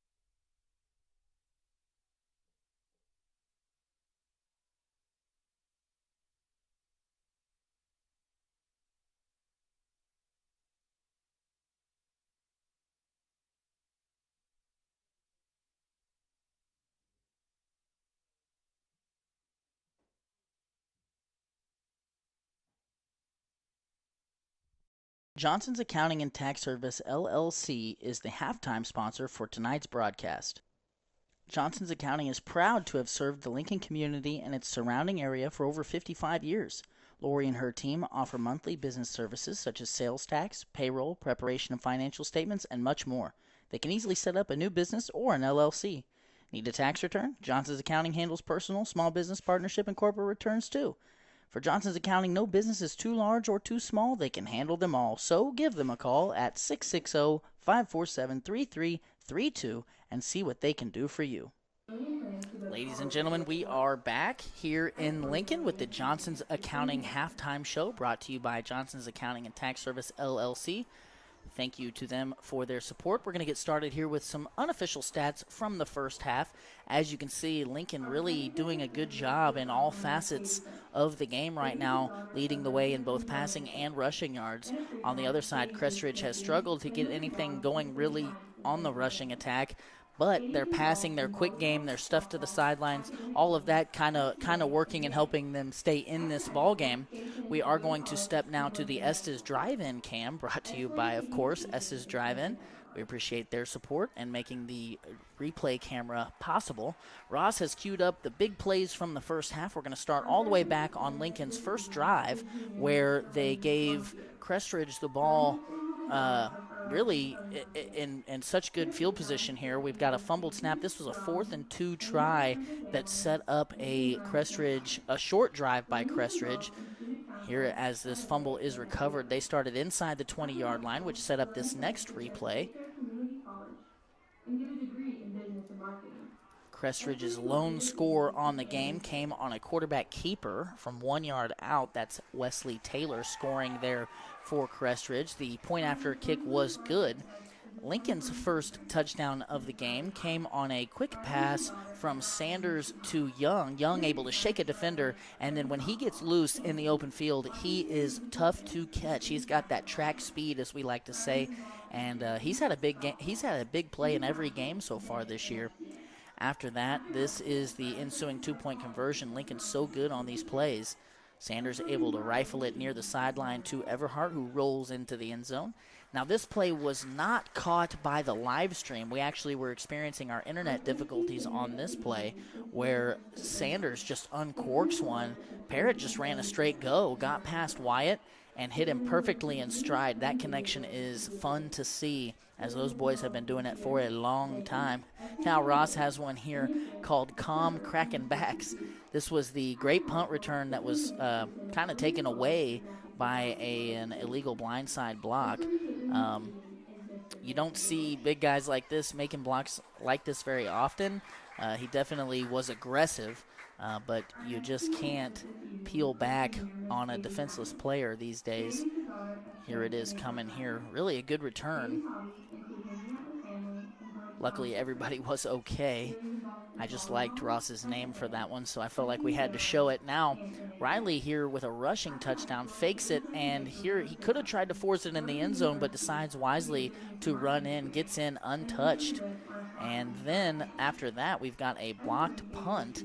This one set up Lincoln's last score. Miles Harms gets credit for the block, and Elijah Smith gets credit for the recovery. And that blocked punt set this touchdown run by Dawson Parrott up a little bit later in the quarter from 5 yards out. So thank you to Johnson's Accounting and S's Drive-In for their support of this broadcast. We appreciate it. If you see them out in public, please thank them and our other sponsors for making this broadcast possible. It wouldn't be as good as it is without them. So we've got just about 13 minutes here before we'll be back live. We're going to go to commercial break, and then we will show you the rest of the halftime festivities. Please stay with us on the Lincoln Cardinal Sports Network. Restoring Hope is an agency that contracts with the Missouri Department of Mental Health and Children's Division to provide residential and community-based services to persons with intellectual and developmental disabilities. Their partnership with Loving Host families and team members has enabled them to bridge the gap in creating a service for those underserved in our communities and provides a rewarding and fulfilling career with others. Restoring Hope is changing lives one relationship at a time and opening the door to hope. Spooky Bear Media would like to thank Tolliver's Tire and Towing for their continued support in the broadcast. In need of tire or automotive repair? Perhaps you've been in an accident and need a tow. Try Tolliver's Tire and Towing. Their knowledgeable repair crew and around-the-clock towing service can get you out of any pinch. For a tow, call 660-287-4849. Play ball with an insurance team that wins. That is Shelter Insurance. The Leanne Beeman Agency has terrific customer service, policies you can count on, and rates that won't break the bank. Call the Leanne Beeman Agency at 660-547-0099 today for a free quote. You'll be glad you did. Shirley's Highway Cafe serves a full breakfast and lunch menu from 6 a.m. to 2 p.m., Sunday through Friday, and 6 a.m. to noon on Saturdays. If you're hungry for breakfast, try a good old-fashioned omelet or the biscuits and gravy. If it's lunch you're looking for, they've got the best country fried steak and mashed potatoes around. Shirley's Highway Cafe is located on Highway 65 in Lincoln, so give them a try on your next trip through town or call them for carryout at 660-547-3500. Veracruz Tres Mexican Restaurant in Lincoln delivers local and delicious Mexican cuisine served by their welcoming and caring staff. They are open from 11 to 9 on Sunday, Monday, Wednesday, and Thursday, and from 11 to 10 on Friday and Saturday. Stop by at 455 North Highway 65 in Lincoln or call ahead for carryout at 660-547-0315. WK, a name we all know and owned by a family we all grew up with. Now open at 4 locations in Sedalia and Boonville, featuring a great inventory of new Chevrolet, Ford, and Dodge vehicles, as well as high-quality used vehicles. At WK, they have combined their service department, collision department, and detailing department with a great variety of American-made vehicles to be the #1 stop in your search for a new vehicle. Browse their selection of new and used vehicles today at WKFamily.com. Hi, I'm Lane Johnson. Welcome to Spooky Bear's Shirt Shack. Spooky Bear's Shirt Shack now offers custom online stores. These team stores, as we like to call them, are an easy way to get your community or organization into the newest gear. We process and bag every order, and we can even ship it directly to your customers. This process provides a perfect way for booster clubs, sports teams, and other extracurricular clubs or programs to raise money. Why hassle with paper order forms or big companies with long lead times and no personal touch when Spooky Bear can make fundraising easy? Find us online at sbshirtshack.com or at Spooky Bear Shirt Shack on Facebook. To visit more about how a team store can help you, call us today at 660-776-2021. S's Drive-In has been a supporter of the Lincoln Cardinal Sports Network since the beginning. The Paxton family is very proud to support Lincoln Athletics. So if you're looking for a bite to eat or a tasty treat, S's Drive-In is the place to eat. With a wide array of options and friendly service, you can't go wrong with S's Drive-In. Stop in and eat or call ahead for carryout at 660-547-3516. This break in the action is brought to you by Denny's Construction Solutions. Wally and his crew offer many services. At the top of the list is excavation and general contracting. They will build from the ground up. But that's not all. They offer site clearing, site prep, concrete flat work, and more. If you've got a problem that could require a skid steer, excavator, or jackhammer, Denny's Construction has a solution. Call them today at 660-596-9992. 31 Chiropractic is a wellness-centered family chiropractic office that specializes in care for women and children. Lindsay delivers tailored chiropractic and physical treatment for your whole family for their whole lives. Call 660-460-3719 to schedule your appointment with Dr. Lindsay today. Tonight's Lincoln Cardinal Sports Network postgame show is brought to you by Community National Bank and Trust of Lincoln and Warsaw. Are you missing that human touch with your bank? Come talk to a real person at Community National Bank and Trust. They're your local bank that's small enough to know you, yet big enough to offer the best products. Stop by and see them at 101 South 65 Highway in Lincoln or 1695 Hilltop Drive in Warsaw. Your community, your bank, your relationship. Community National Bank and Trust, member FDIC, equal housing lender. Reese Nichols Golden Key Realty is proud to support Lincoln Athletics and the Lincoln Cardinal Sports Network. Reese Nichols has been a sponsor of the Lincoln Cardinal Sports Network every year since it started. Reese Nichols Golden Key Realty has 14 real estate agents with 275 combined years of real estate experience. Luke and his team are not only experienced but extremely knowledgeable when it comes to listing your property or helping you find the perfect home. If you're looking to buy a home, commercial property, or land, look no further than Reese Nichols Golden Key Realty. Be sure to visit their website at reesenichols.com or give them a call at 660-438-7228. Johnson's Accounting and Tax Service, LLC, is the halftime sponsor for tonight's broadcast. Johnson's Accounting is proud to have served the Lincoln community and its surrounding area for over 55 years. Lori and her team offer monthly business services such as sales tax, payroll, preparation of financial statements, and much more. They can easily set up a new business or an LLC. Need a tax return? Johnson's Accounting handles personal, small business partnership, and corporate returns too. For Johnson's Accounting, no business is too large or too small. They can handle them all. So give them a call at 660-547-3332 and see what they can do.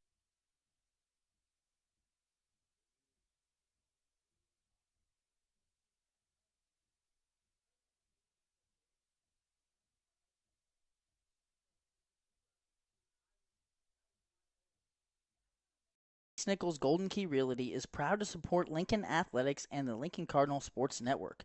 Reese Nichols has been a sponsor of the Lincoln Cardinal Sports Network every year since it started. Reese Nichols Golden Key Realty has 14 real estate agents with 275 combined years of real estate experience. Luke and his team are not only experienced but extremely knowledgeable when it comes to listing your property or helping you find the perfect home. If you're looking to buy a home, commercial property, or land, look no further than Reese Nichols Golden Key Realty.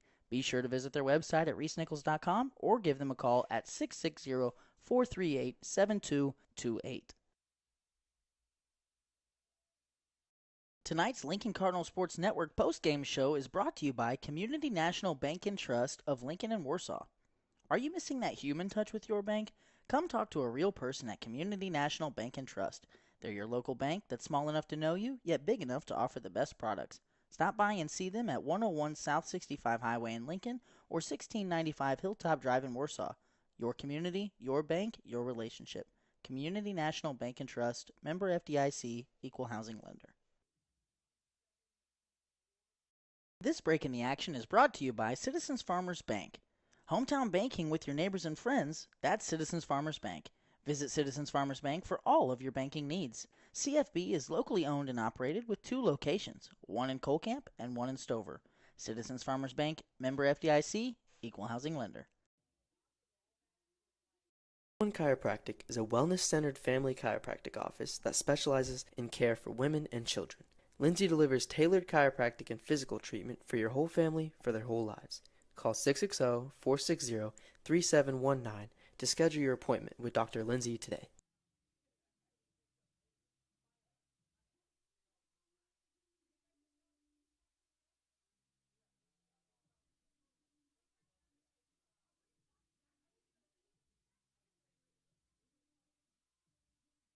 This break in the action is brought to you by Denny's Construction Solutions.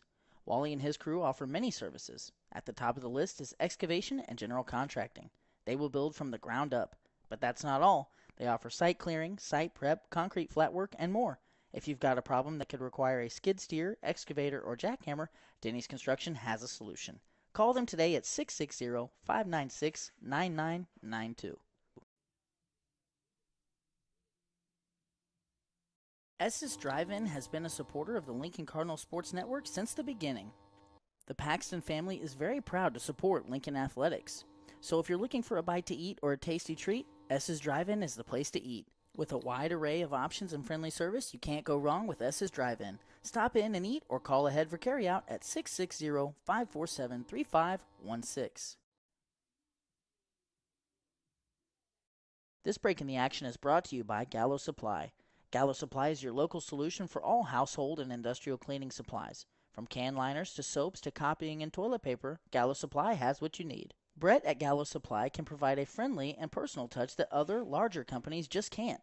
Gallo can ship directly to your door when you order using their fast and easy website, so whether you're in need of residential or commercial Jan-San supplies, visit GALLOsupply.com or email sales@gallosupply.com for bulk prices.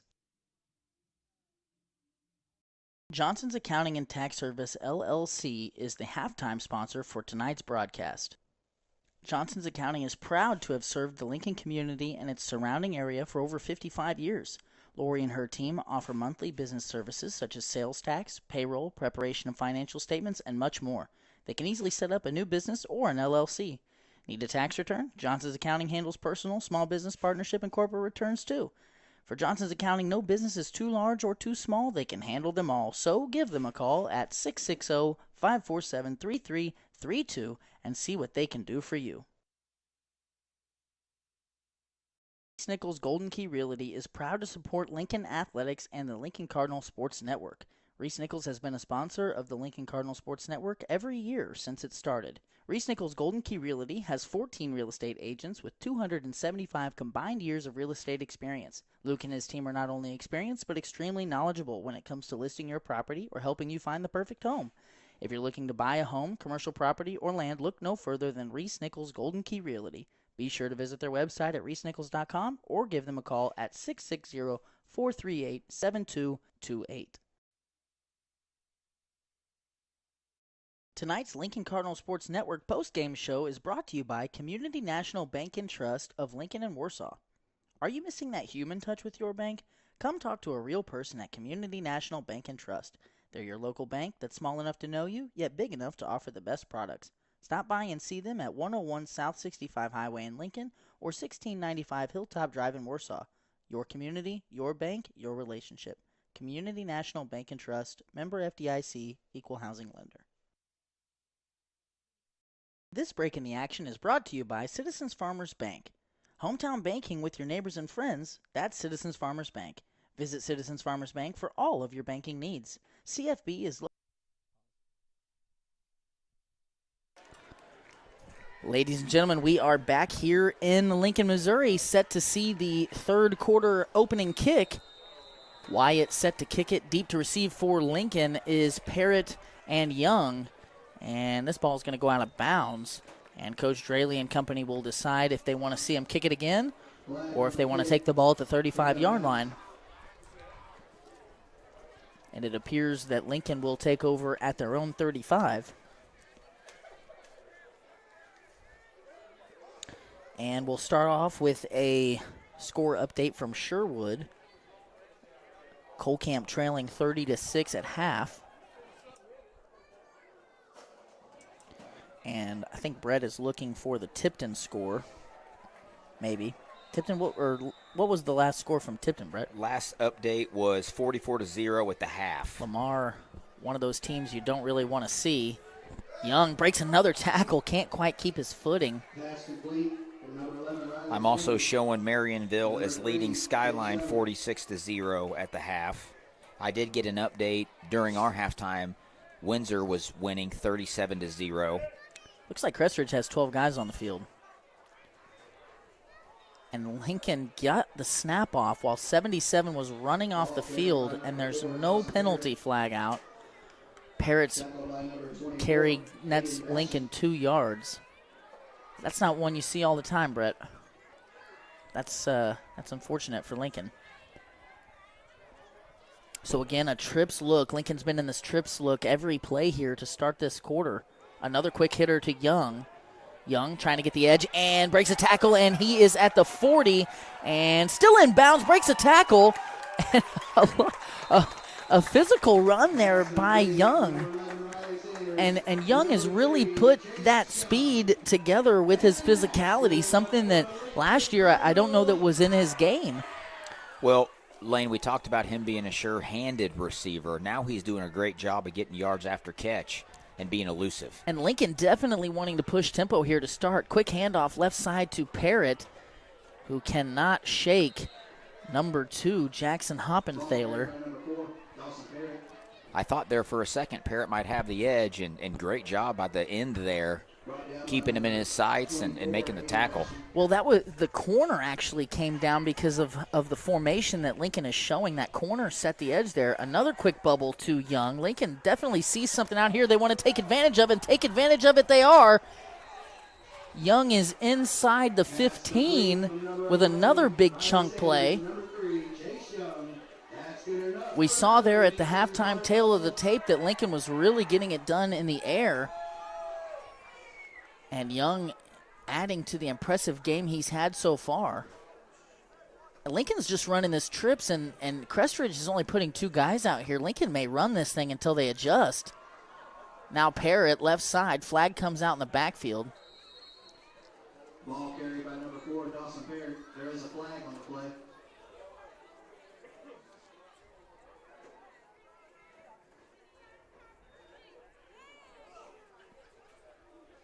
So Bowman, Benham, and Young have been making up this trips pair here to the near side. So not a holding. 2 penalties against Lincoln in the legal formation and a hold. The legal formation is declined and the hold is accepted. Holding. So a first and we'll call it 21.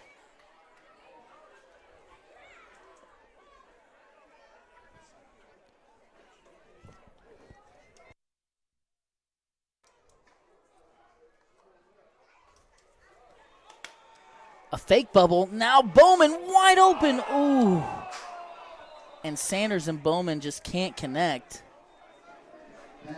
Man, great sell. That was by a great Sanders. setup. Great sell, great setup. Bowman just had to catch it and trot in the end zone.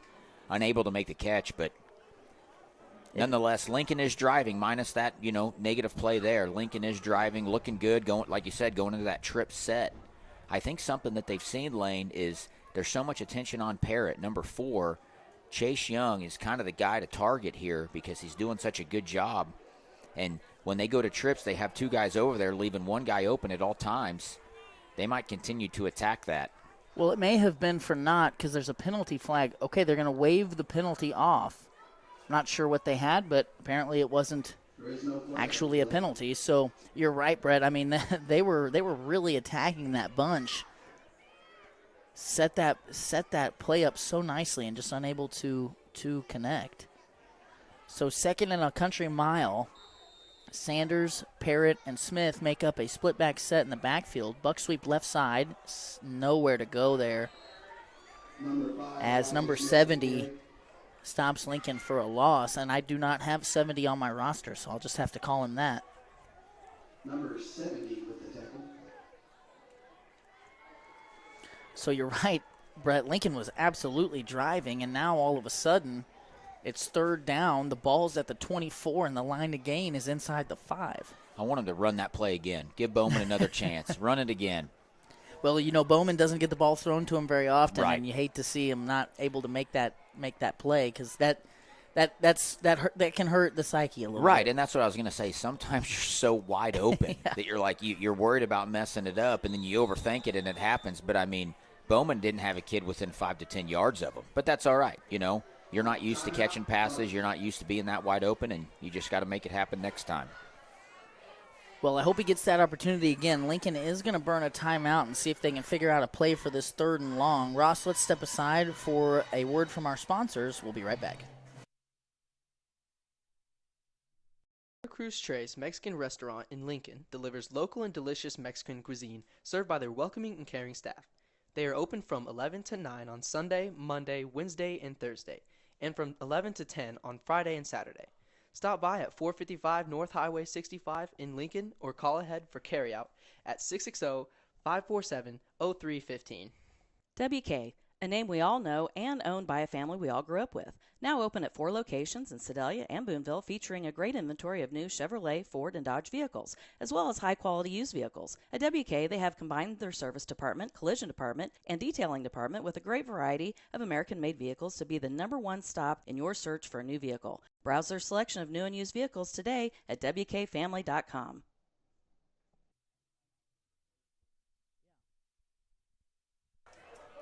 Okay, out of the timeout, Lincoln's got Parrott, Smith in the backfield.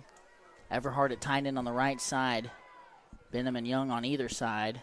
Little play action here, and a hot pass up the middle. Everhart, uncontested, walks into the end zone. And as Michael Schnockenberg used to say, the hot's open. Well, we saw kind of the same style of play. We just leaked a guy to the middle of the field. A little fake handoff, leak to the middle of the field, dump down. Butter.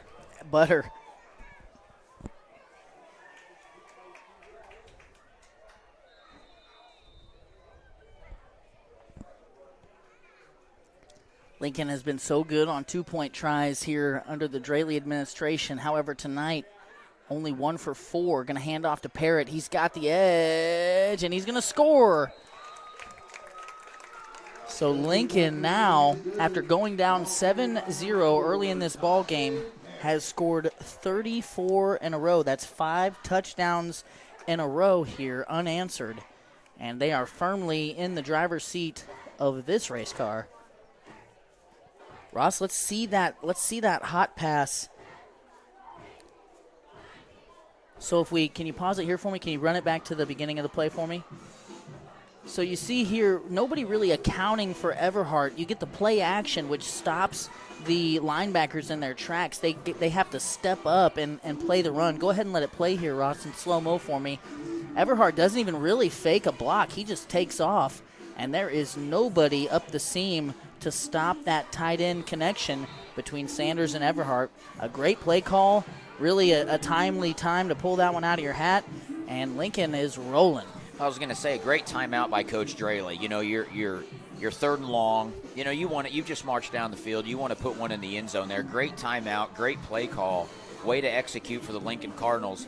Lincoln's in the driver's seat of this game. I would like to see them continue for the next 2 quarters to just put the clamps on it and just make it decisive. Yep. It's been decisive other than the first score of the Cougars, which really was because of just gifting them the ball inside the red zone. Right. Grayson Rutherford going to kick us off here. A shallow kick to the right side. This one takes a good bounce, and Young almost got to it. It does travel out of bounds. So Crest Ridge will have to decide to take the field position or make them re-kick it. Is there any psyche in behind making them kick it again opposed to just taking it at the 40?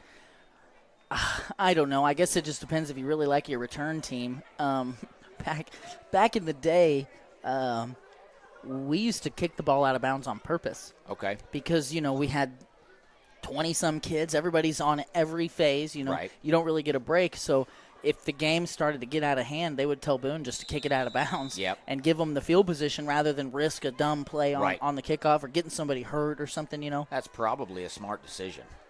I don't think that one was intentional, though. Shotgun look here. Wyatt and Taylor in the backfield. Taylor, quarterback keeper up the middle. He's got a crease. And Colton Lake, the freshman, there on the stop. He and Ben Eckhoff combined for that tackle after a gain of 3. I like to see that. He's hyped up as well. Get a freshman out there getting some minutes, making a tackle. He jumped up, showed some a little excitement. That's somebody that this coaching staff is excited about. That's a young kid. He moved in this year, and, he plays a position that Lincoln doesn't have a ton of depth at, and it's nice to see him out there sticking his nose in. Trips to the near side. Actually, it's double wing with twins near side. Going to give to Wyatt. Buck sweep right side. Nice move. Oh, man, now he's going to reverse Fields. This could get dangerous. Lincoln cannot bring him down. Finally, Chase Young and Colton Lake again. Colton Lake coming in with the stick at the end. Again, he's excited. That was an interesting play there, Brett. Ran kind of a power buck sweep to the far side.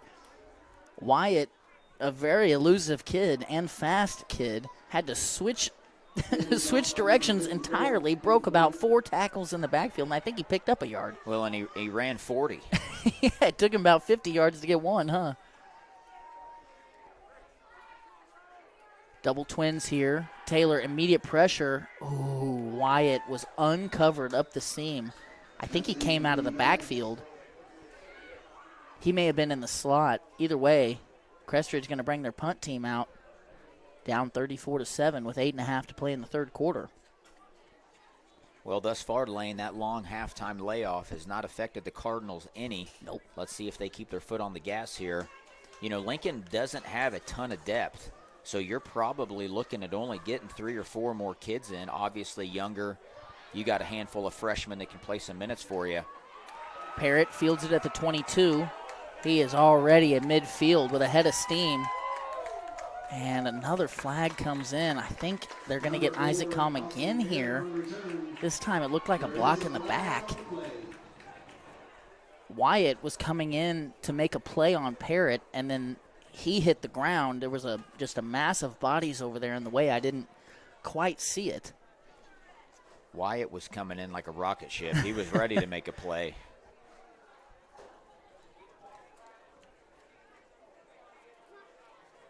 It's a block in the back on the Cardinals. Lamar still sitting at 44-0 against your Tipton Cardinals. Marionville has increased their lead 54-0 against the Skyline Tigers.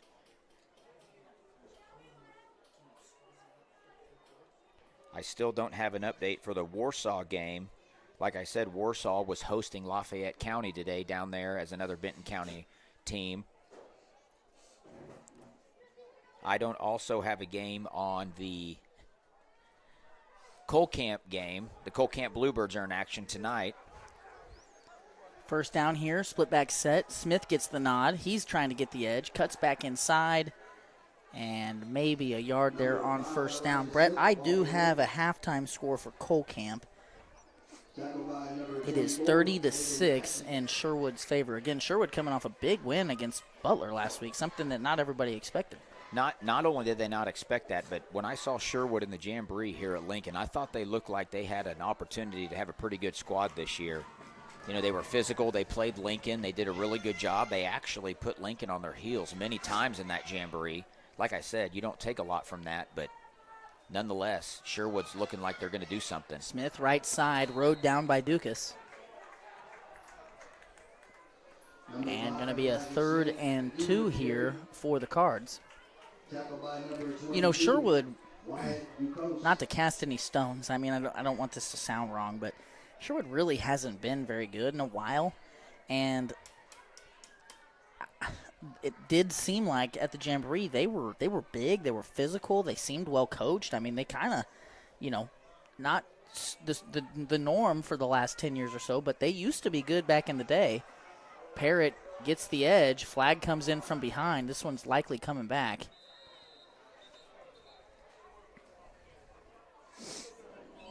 Number 4, Dawson Perry, ball carrier. Looks like a hold on the Cardinals. That white hat doesn't waste any time. No, he gets right into the call, doesn't he? Who are the Bluebirds playing, Lane?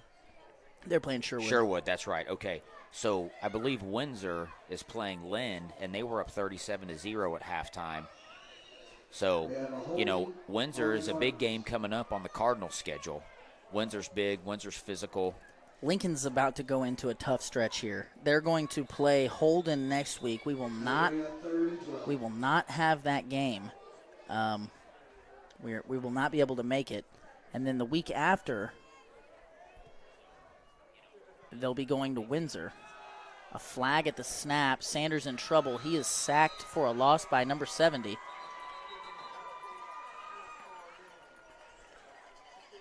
We have another flag on the play.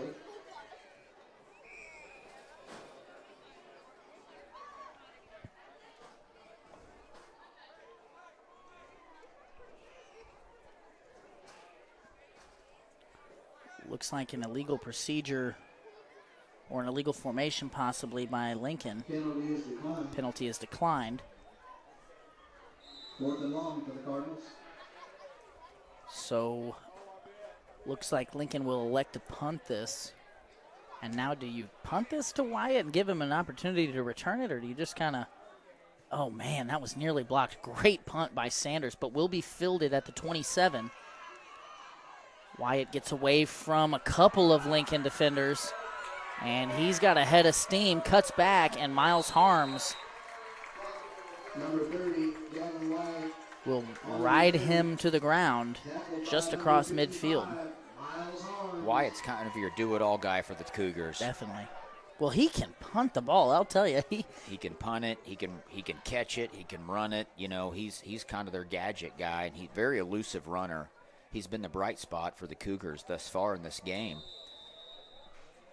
So now Crest Ridge has an opportunity to chip away at this lead. I do have a score update from Warsaw, Brett. Warsaw is up 21-10 over Lafayette County with 9 minutes left to go in the fourth quarter. Nice. That would be a big win for that program. Be a very big win, and I know they're expecting Warsaw to do a lot of good things this year. Taylor keeps it around the right side, gets away from Sanders, but will not get away from Elijah Smith. Number 7, Wesley Taylor. And a gain of 3 Number 5, Elijah on Smith. first down. Warsaw picks this one up tonight, Lane. That's a big one against Adrian last week where they had to come from behind, I heard. And then Lafayette County coming to their house. They're doing their job. And, the Class II football landscape is pretty competitive. It's actually 2nd and 8 after a gain of 2, but you're absolutely right. And we've got a water break timeout here. So I want to touch on Lincoln's upcoming schedule. Lincoln will go on the road against Class II Holden next week, who's putting together a pretty good season so far. They did fall last week to Pembroke Hill, but beat this Crest Ridge team 41-6 in week 1. Adrian and Holden playing tonight, so it'll be interesting to see what we can glean from that score. It's hard to tell, when you just have scores of how a game really went, but hopefully we'll get a score update from that at some point. And then Lincoln will travel to Windsor. Again, we will not be in Holden with the live stream next week, but we are going to try to get to Windsor. It was not on our broadcast schedule, but it's something that we're contemplating. And then Lincoln will host Adrian on October 4th. So 3 games in a row where Lincoln is really going to have to come out ready to play. Those are going to be, by all accounts, those are going to be tough games. Well, and I got to run the chain gang at the Jamboree down on the east side of the field where Holden was playing. And I tell you what, the first thing that stood out to me, Lane, was they had about 60 kids. Yeah. Now, they are a Class II football program, but they also had a lot of size, big and physical. And if I were to look at that team, I would say, hey, they're big on the front, defensive and both offensive line. I think Lincoln can match skill guy for skill guy, but once again, it always seems to come down to the battle of the trenches, and Holden's got a lot of size. 2nd and 8 here for Crest Ridge. Shotgun set. Basham's in the wingback spot. Quarterback keeper up the middle, and Matthew Cook penetrated the line of scrimmage immediately. Taylor was just able to drag him forward for a couple of yards. So looks like a 3rd and 5 set up here for Crest Ridge. And you're right, I got my eyes on Holden a little bit this week as they played Crest Ridge in week 1. And they're not going to be bad. They're going to run a lot of pistol stuff. They've got multiple guys that they want to get the ball to. Unlike some of these Class 1 schools where it's, kind of the same names over and over right. with who's touching the ball. They've got 3 or 4 or 5 guys that are gonna touch the ball for them, all dynamic ball carriers. 3rd and 5 here. Taylor sets up a screen. Wyatt has it, and Smith and Benham unable to bring him down. And actually, Braden Ferguson getting some run out there at corner. The freshman able to trip Wyatt up, but not before he picks up about 15 and moves the sticks. So that Holden team, the quarterback is athletic. He likes to run the ball. They've got 3 or 4 backs that'll run the ball. They are big and physical up front. One thing that really jumped out at me when I was watching them play Crest Ridge was their ability to blow Crest Ridge off the line of scrimmage. That's really what jumped out to you when you watch that game. Well, and that was the same thing in the Jamboree. They won the line of scrimmage a lot. Now they played Butler, they played Adrian, which are 2 good football programs. A lot of stalemating going on there. Taylor goes deep, and they're going to call pass interference against Chase Young. Taylor trying to get the ball to Keegan Walsh. And they kind of ran a play similar to what we saw Lincoln do a minute ago, where they faked the quick screen and instead went deep to the other receiver who normally blocks on that play. And while it didn't result in a touchdown, it will give Crest Ridge some free yardage. Pass interference on the Cardinals.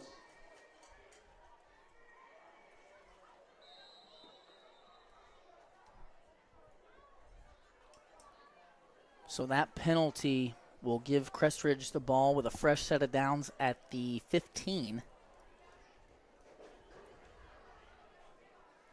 4.5 left to play here in the 3rd quarter. Since late in the 1st quarter, it's really been all Lincoln all night long. Looks like Crest Ridge is going to have to burn a timeout. So we're going to take a TV timeout and listen to some words from our sponsors. We'll be back shortly on the Lincoln Cardinal Sports Network. With an insurance team that wins. That is Shelter Insurance. The Leanne Beeman Agency has terrific customer service, policies you can count on, and rates that won't break the bank. Call the Leanne Beeman Agency at 660-547-0099 today for a free quote. You'll be glad you did. Shirley's Highway Cafe serves a full breakfast and lunch menu from 6 a.m. to 2 p.m., Sunday through Friday, and 6 a.m. to noon on Saturdays. If you're hungry for breakfast, try a good old-fashioned omelet or the biscuits and gravy. If it's lunch you're looking for, they've got the best country fried steak and mashed potatoes around. Shirley's Highway Cafe is located on Highway 65 in Lincoln, so give them a try on your next trip through town or call them for carryout at 660-547-3500.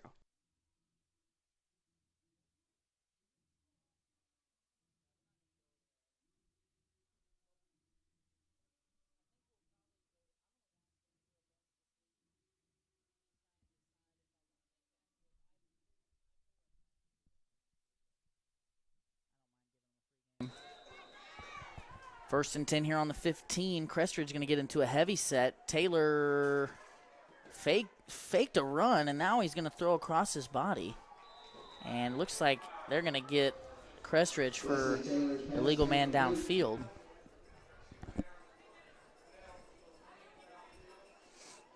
There's a flag.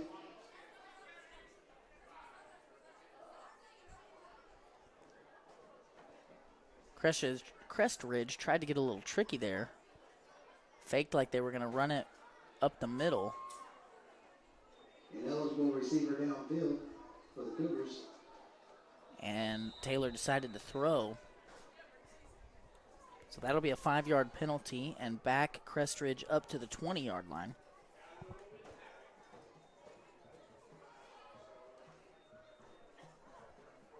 So, Brett, we did find a second quarter score from Adrian Holden.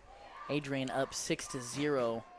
We'll see if ScoreStream updates it all here as we move along. Taylor just gets it away. Oh, nice hit by Sanders to break that one up. Ducos, the intended receiver. Nice clean hit by Sanders to break it up.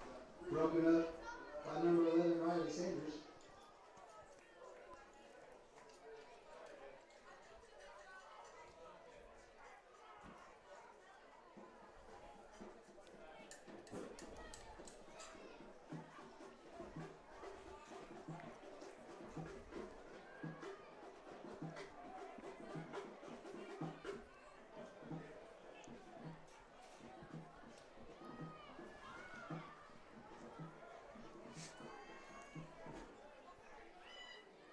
Second and 15 here. Shotgun look. Twins on either side.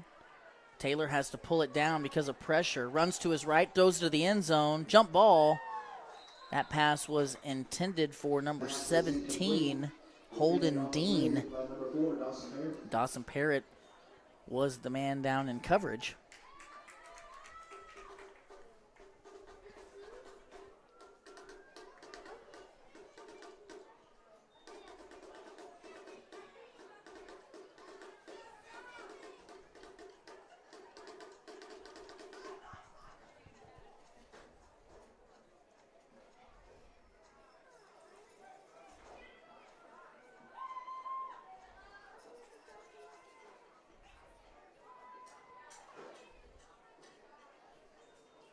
A pass here on 3rd and long. Flag comes in the backfield. A nice pass from Taylor to Carson Hirsch, who had gotten behind the defense and scored. Unfortunately for Crest Ridge, I think this one's coming back.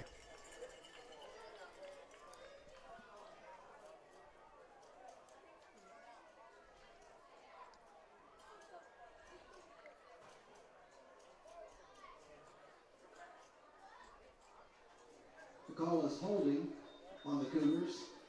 So holding is the call. And now it'll be 3rd and 25. That'll bring up 3rd and long.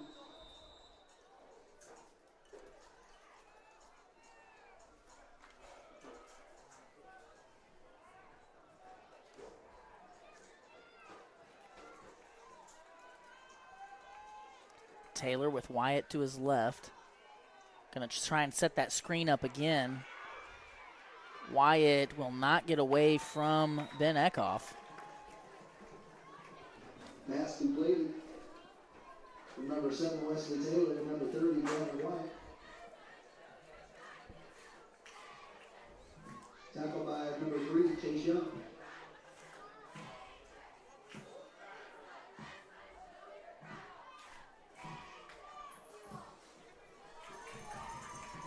Lincoln doing a good job on the defensive side of the football lane. I would assume probably a pretty obvious passing down here.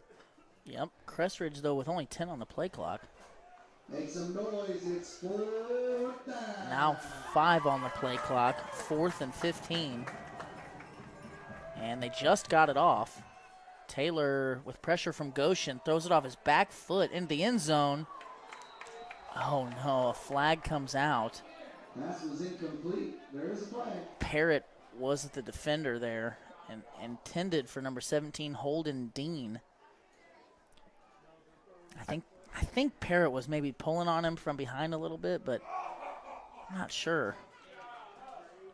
Ross, maybe try a replay there. I'm not sure about that, Lane. It looked like a 50-50 ball when they were both trying to make a play on it. A little hand fighting, but I don't think it detoured the receiver from having an opportunity to catch the football.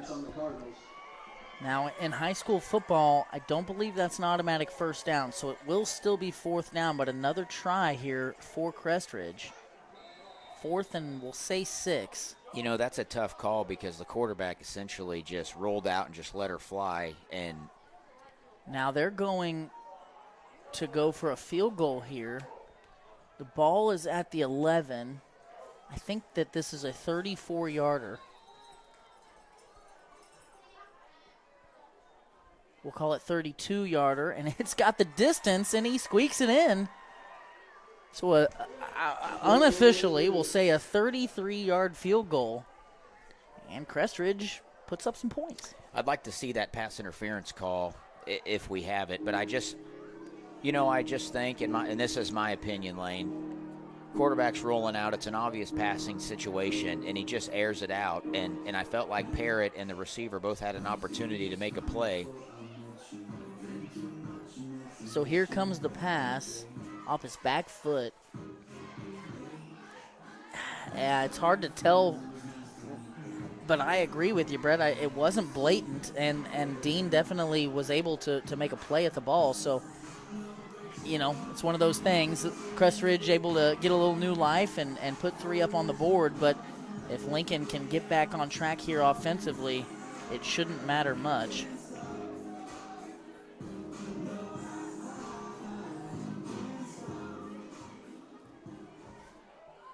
Looks like Marionville took care of business in Skyline. Those two teams both in Lincoln's district. Marionville, a state contender to be sure. Shallow kick to the left side. Bowman is going to fall on it at the 38. Wise decision there. Adrian has since blown it out. I think we had a little lag in the score update. We're showing halftime 34-7 Adrian, but they can't be that much far behind this football game. Right. So that's probably pretty accurate. I'm going to see if I can get an update. I'm still not showing an update on the Warsaw-Lafayette County game. Tipton is still down 44-0 in the fourth. And Marionville 54-0 against Skyline. Marionville, obviously, as we know, powerhouse in Class 1 football. What was that Adrian score? I'm showing Adrian was up 34-7. Wow. Quick screen to Benham, far side. He gets a block, and he's going to put his shoulder down. And the quick game to the far side picks up 7 on first down. And correct me if I'm wrong, Lane, but points do matter when you go into seeding for districts.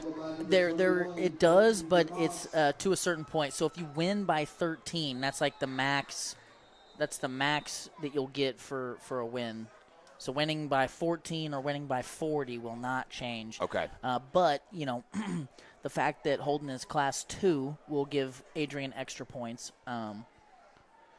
towards the district seeding. So Lincoln was just not set there when they snapped that ball, and that'll back them up 5. So a 2nd and 8 here. Give to Parrott, right side. Nothing there. Crest Ridge sent the house and met Parrott at the line of scrimmage. They're actually going to call it a loss of 1. So 3rd and 9 here, 2:22 left in the third quarter.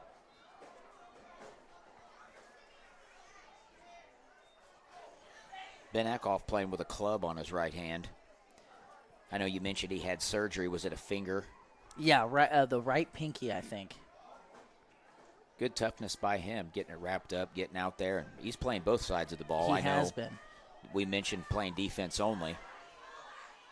Sanders, play action. He's in trouble, and he's going to get suplexed. That was Basham getting through and making a play for his team, Aiden Basham. Tackled by number 24, Aiden Basham.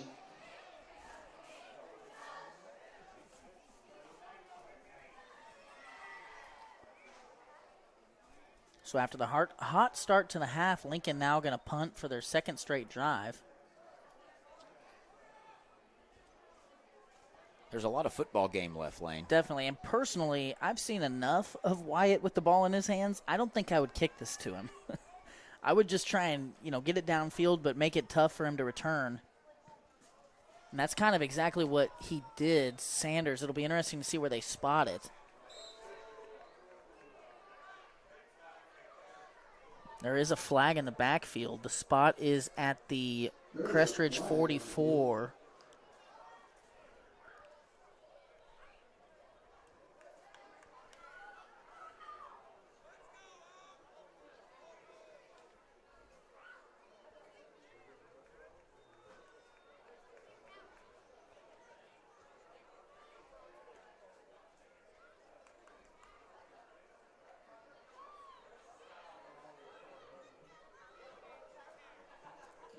A personal foul against the Cardinals.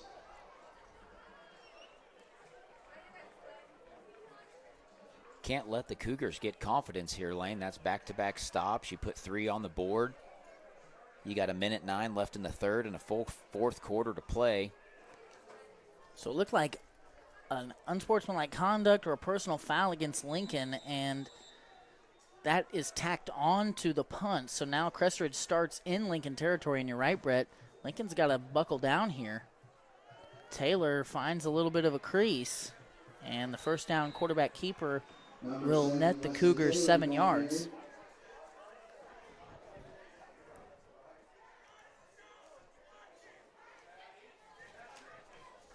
Game 7 on the play.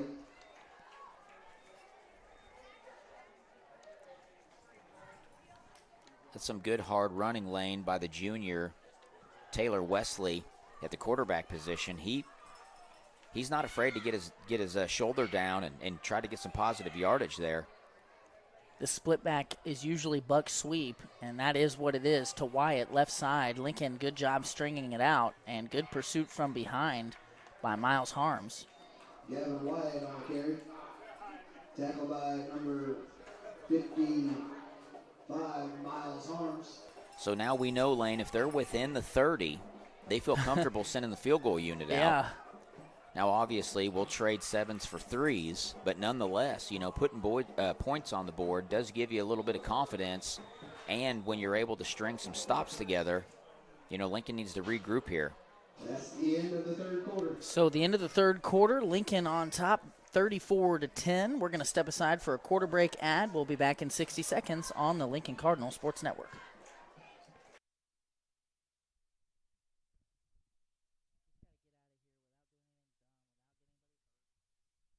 This break in the action is brought to you by Gallo Supply. Gallo Supply is your local solution for all household and industrial cleaning supplies. From can liners to soaps to copying and toilet paper, Gallo Supply has what you need. Brett at Gallo Supply can provide a friendly and personal touch that other, larger companies just can't. Gallo can ship directly to your door when you order using their fast and easy website, so whether you're in need of residential or commercial Jan Sand supplies, visit GALLOsupply.com or email sales@gallosupply.com for bulk prices. This break in the action is brought to you by Denny's Construction Solutions. Wally and his crew offer many services. At the top of the list is excavation and general contracting. They will build from the ground up. But that's not all. They offer site clearing, site prep, concrete flat work, and more. If you've got a problem that could require a skid steer, excavator, or jackhammer, Denny's Construction has a solution. Call them today at 660-596. Cougars, shotgun look. Taylor going to keep it himself right side. Crest Ridge created a wall of bodies, but Lincoln able to hold up and stop Crest Ridge for a short gain. Number 7, Wesley Taylor on the carry.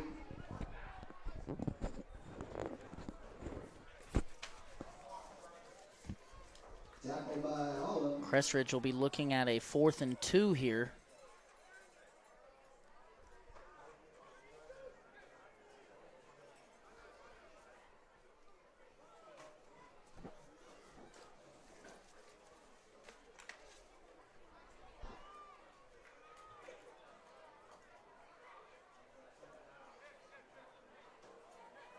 Twins to either side. Wyatt and Taylor alone in the backfield. Taylor showing pass here. He's got Ducos in the middle of the field. Smith can't bring him down, and he is a load to tackle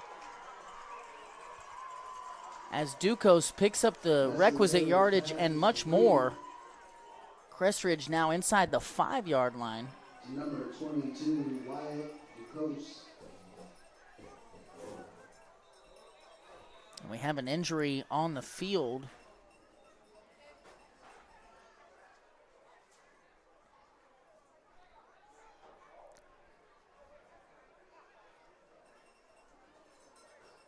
And we're going to step aside for an injury timeout. We'll be right back. Johnson's Accounting and Tax Service, LLC, is the halftime sponsor for tonight's broadcast. Johnson's Accounting is proud to have served the Lincoln community and its surrounding area for over 55 years. Lori and her team offer monthly business services such as sales tax, payroll, preparation of financial statements, and much more. They can easily set up a new business or an LLC. Need a tax return? Johnson's Accounting handles personal, small business, partnership, and corporate returns too. For Johnson's Accounting, no business is too large or too small. They can handle them all. So give them a call at 660-547-3332 and see what they can do for you.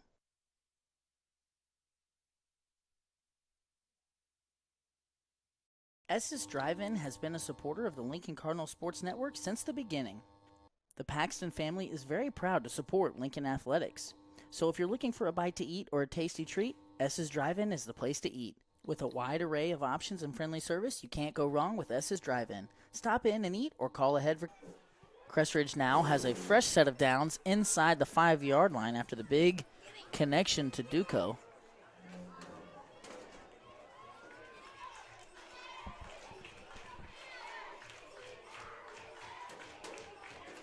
Taylor keeps it himself around the right side. He's going to squeak into the end zone.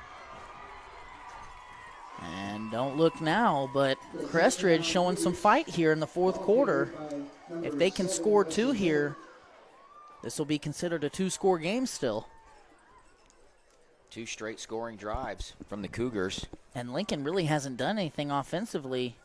Nope. Since their first drive of the half. Right.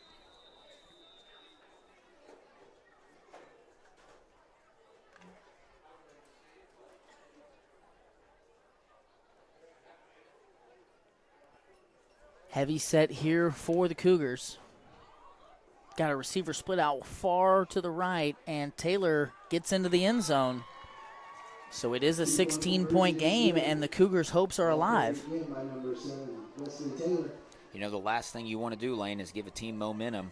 Yeah, absolutely. And especially when you've had them against the ropes the whole time. You've had them against the ropes. Lincoln has had 2 straight drives ending in punts. The Cougars have had 2 straight drives ending in a score, 10 unanswered points, 2-score ball game with 10:39 to go. This game is far from over. If Lincoln can't string something together here on the offensive side, it's teeter in dangerous territory. You know, you go into the psyche of these high school boys. Is conditioning an issue? You know, is fatigue? Do you let down because you have a big lead? You put one on them right out of halftime? It's hard to really pick a brain of a high school kid, but, you know, this Cougar team seems to be hitting their stride right now.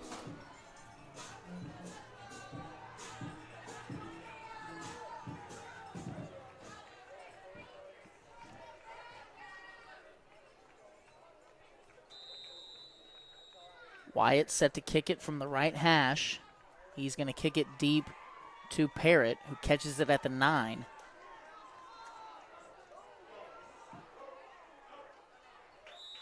Parrott taken down by number 70. Dawson Parrott on the return, tackled by number 70. I think Lincoln would be happy to establish a rushing attack here, although the majority of their damage has been done through the air. I think with 10.5 left to play, you'd like to eat up some clock here, put a drive together. If you could take 3, 4, 5, 6 minutes off this clock and score another touchdown, I think you can put this out of reach. But if you go 3 and out again and give this ball back to the Cougars, who have really found their stride offensively, things could start to get a little hairy. Well, we've seen it happen, Lane. We've called games in the past where Lincoln was down big and came back from behind to win the football game. Quick hitter to Young, who, well, there you go. No time's going to come off really at all. But Chase Young has had himself a game. Number 2, Jackson Hoppenthaler, the corner on the play, lost his footing. And when you let Young get a head start, good luck catching him. Young's, is that 3 touchdowns on the game? I think so. 2 for sure, possibly 3. He's probably well over $150 for the game. Well, and he was the only one that had stats of last week to really speak of. He had 79 receiving yards and 56 rushing yards. Lincoln shotgun on the 2-point try. Sanders has Parrott, and the 2-point is good. So just when you thought Crest Ridge might be creeping back into this thing, Lincoln hammers down on the gas pedal and scores 8. I guess in a weird way, it's good to see Lincoln can do it when they have to. You just don't want to see them have to do it. You don't want to see their back against the wall. You don't want to see them put in positions to where they have to make something happen. But great senior leadership by Chase Young, one of only 3 or 4 seniors on the entire football team, and he's just putting them on their back and saying, let's go. So we do have an update in Warsaw, 21-10 in the fourth quarter still over Lafayette County. And in Sherwood, Colcamp trails 30-6 at the end of the third. I'm not sure how the Class 2 landscape's going to shake out, Lane, but it sounds like Warsaw is a state contender that's going to be that people are going to have to deal with moving forward. I know they jumped into the state rankings. I'm not sure if they were in that prior to this week, but I did see via, the Benton County Enterprise, they jumped into the state rankings, and they return a lot of good players, 3 900-yard rushers from last season.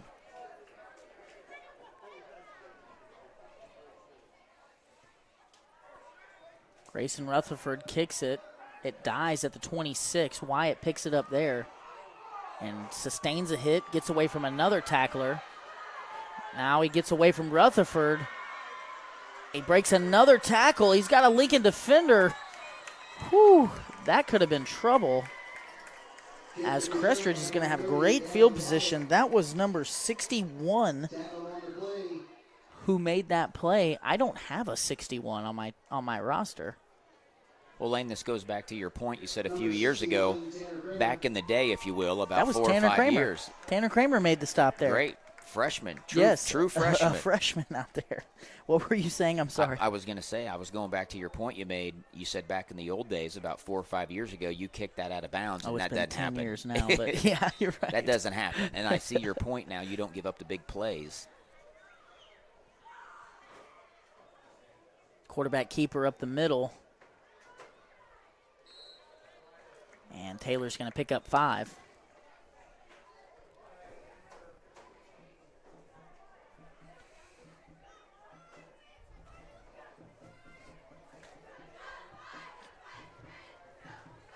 Clock is your friend here if you're a Lincoln Cardinal. Let that puppy run. Each team with 2 timeouts. I mean, obviously, Crest Ridge is in probably a hurry-up mode here. You got to put points on the board if you want to have an opportunity.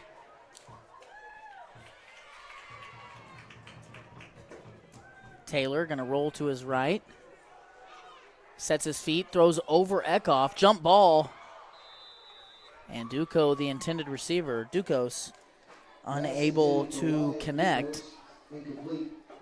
Duco is a big receiver. I think I see why he's out on the field right now. He's tall. He's beefy. Got some good hands. If you're looking for a target to throw to, he's going to be one of them. So 3rd and 6. 3rd and 7-ish. They got him lined up out wide. Kind of a jump ball situation possibly right. Coming in here.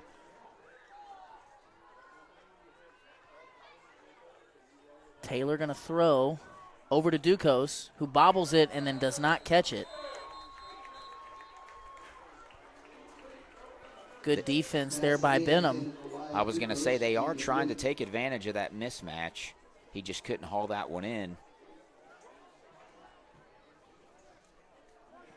Benham's got to be giving up 3 or 4 inches and about 70 or 80 pounds. Oh, yeah. Ducos is a big dude. I wonder what he plays on the baseball field. I hear that's what his main sport is. I've been told he's a Division I baseball player. Taylor going to throw on 4th down. Good pressure here by Lincoln. Although he gets away from it, he gets the 1st down yardage and goes out of bounds. So Taylor able to keep this drive alive.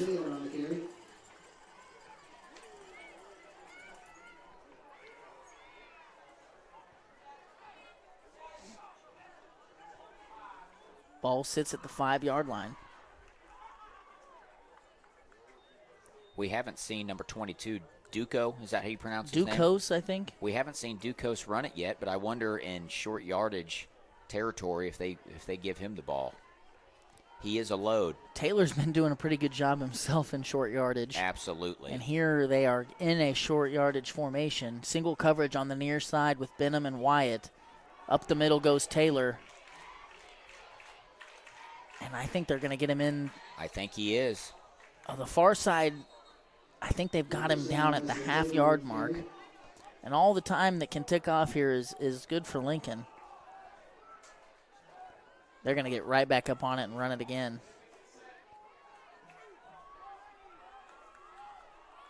Same play call here. Taylor outstretched his arm and reached the plane. They're going to, the near side official gave him a touchdown. Touchdown, Cougars. So it is a touchdown. Okay. Kind of nobody really celebrating or hanging their head. It's hard to tell from this angle, but the near sideline judge gave him the touchdown. So it is a touchdown by Taylor, his second rushing touchdown, maybe his third rushing touchdown of the game. Same formation.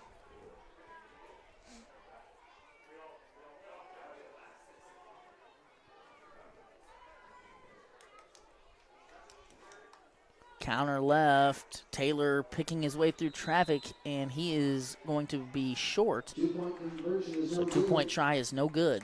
Tackled on the play by number 73, Matthew Cook.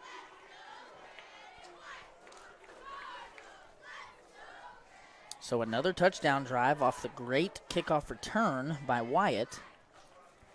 We've got an 18-point game, 8:40 left to play.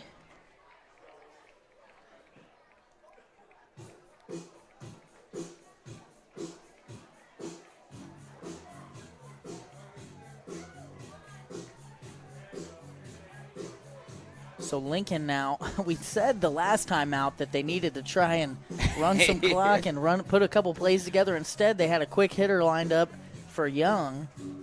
I still feel like any clock they can drain here would be good.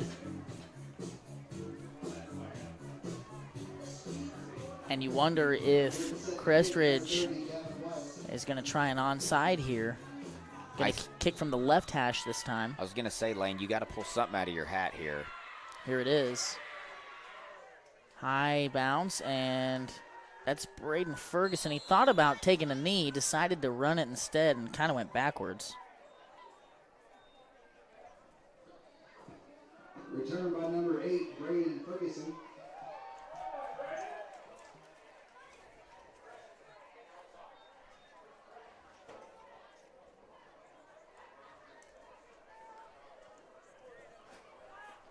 So Lincoln will start at their own 40.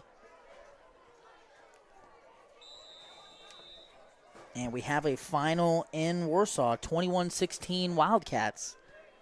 A big win for that program.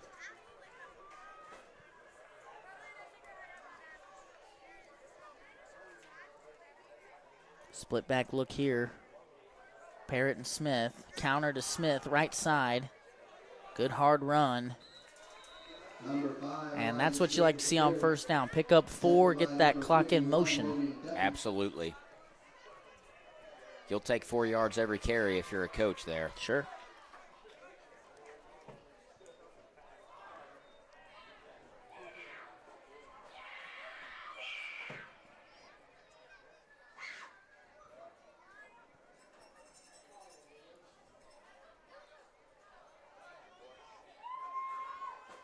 This time Parrott left side. He takes a big hit by number 70. I don't have a 70 on my roster. Tackled by number 70.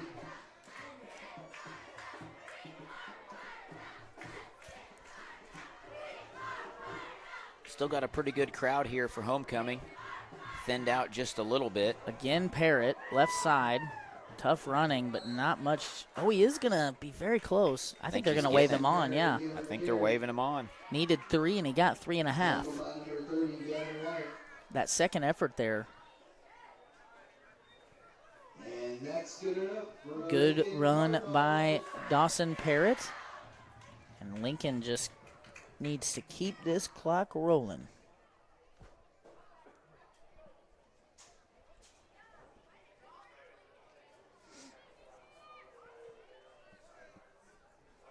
Twins to the near side.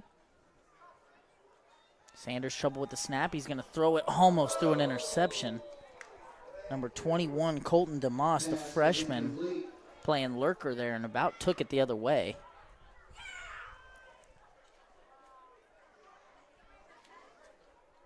And you can tell that Crest Ridge is dealing with some depth issues themselves. Usually you see Wesley Taylor out here on defense. He has not been playing defense on this drive. One of their best linebackers.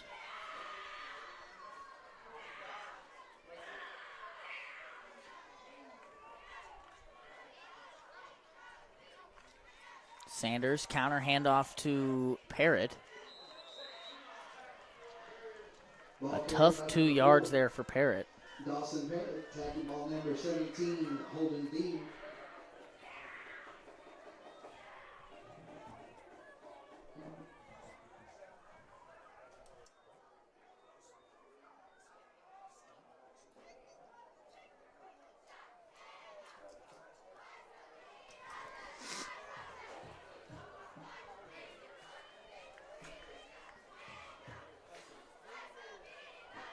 Third and 9 here for the Cardinals. Sanders letting the play clock run.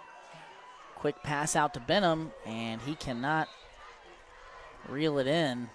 Ryan Sanders pass incomplete. So the clock will stop at 6:25. Intended for number 6, Braden Benham.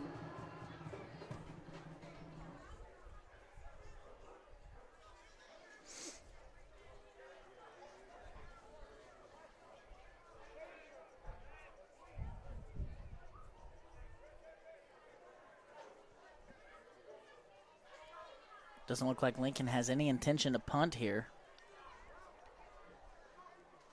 Crest Ridge bringing the house. Sanders has Young. Oh, nice play by Young. And Young is just putting on a clinic. Good job by Sanders. And good job by the Lincoln pass protection there to pick up the blitz and give Sanders an opportunity. Sanders hit Young on what looked like a post across the middle. Young breaks a tackle and does the rest after the catch. Chase Young's having himself a game. Absolutely. Anytime a big play is needed, number 3's been called upon, and boy, he has delivered. He's catching through traffic, and then his yards after catch have just been phenomenal tonight. He might be over 200 for the night. I'm excited to see his stat line. That's 3, if not 4 touchdowns. I think it's 4. Sanders has to roll out to his left, looking for somewhere to go. Oh, and he forces it in to Parrott. Man, those two are on the same page. That was a tight window to fit that ball into, and good heads up by Parrott to look back towards his quarterback and find where that ball was coming in.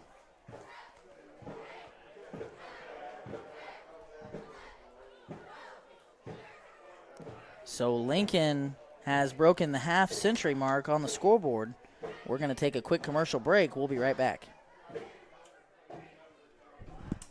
Reese Nichols Golden Key Realty is proud to support Lincoln Athletics and the Lincoln Cardinal Sports Network.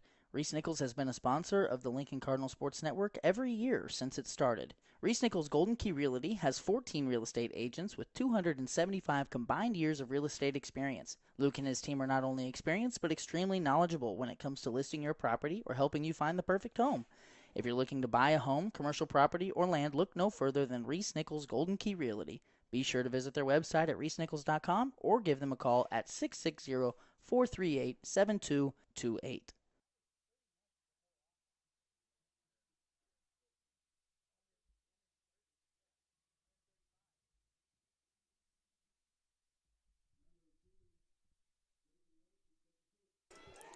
Grayson Rutherford set to kick this one away. Back deep to receive is Wyatt. He's going to take it in at the 26. Wyatt has given Lincoln trouble here on the kick returns. He's going to get it to midfield. Gavin Wyatt having himself a game. I feel like if you look up elusive runner in the dictionary, you're going to find Wyatt's name and picture. Man, that kid can turn something into nothing, or nothing into something. There you go.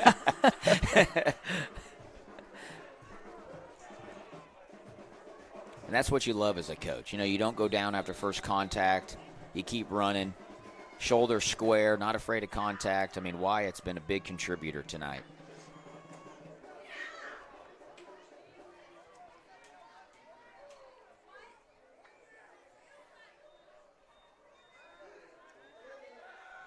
Taylor going to throw it. Has some pressure. Trying to get it to Carson Hirsch on the sideline at the far side. We see Grayson Rutherford getting some reps out here at linebacker. Lots of pressure. 55 Miles Harms.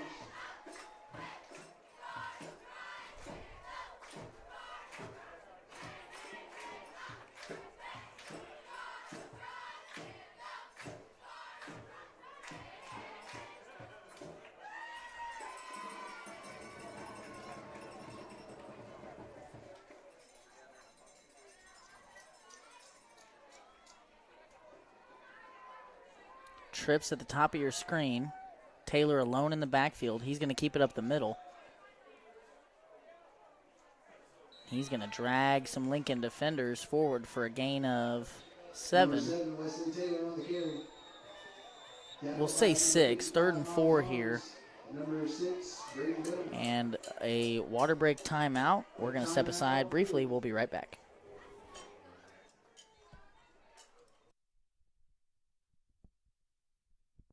Johnson's Accounting and Tax Service, LLC, is the halftime sponsor for tonight's broadcast. Johnson's Accounting is proud to have served the Lincoln community and its surrounding area for over 55 years. Lori and her team offer monthly business services such as sales tax, payroll, preparation of financial statements, and much more. They can easily set up a new business or an LLC. Need a tax return? Johnson's Accounting handles personal, small business, partnership, and corporate returns too. For Johnson's Accounting, no business is too large or too small. They can handle them all. So give them a call at 660-547-3332 and see what they can do for you.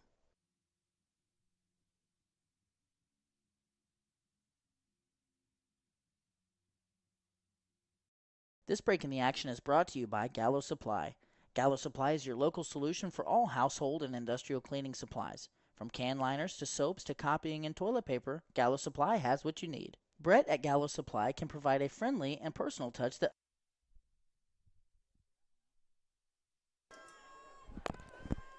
A 3rd and 4 play here for the Cougars. Wyatt and Taylor in the backfield. Going to bring the wing back across the formation. Quick pass to him in the flat. And unable to connect with Holden Dean, the intended receiver. Number 17, Holden Dean. So a 4th and 4 here for the Cougars. 5:40 left to play. A beautiful night here in Lincoln, Missouri.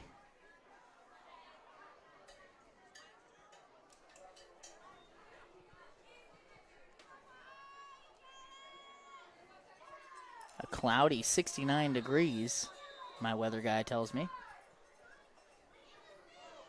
It's 4th down.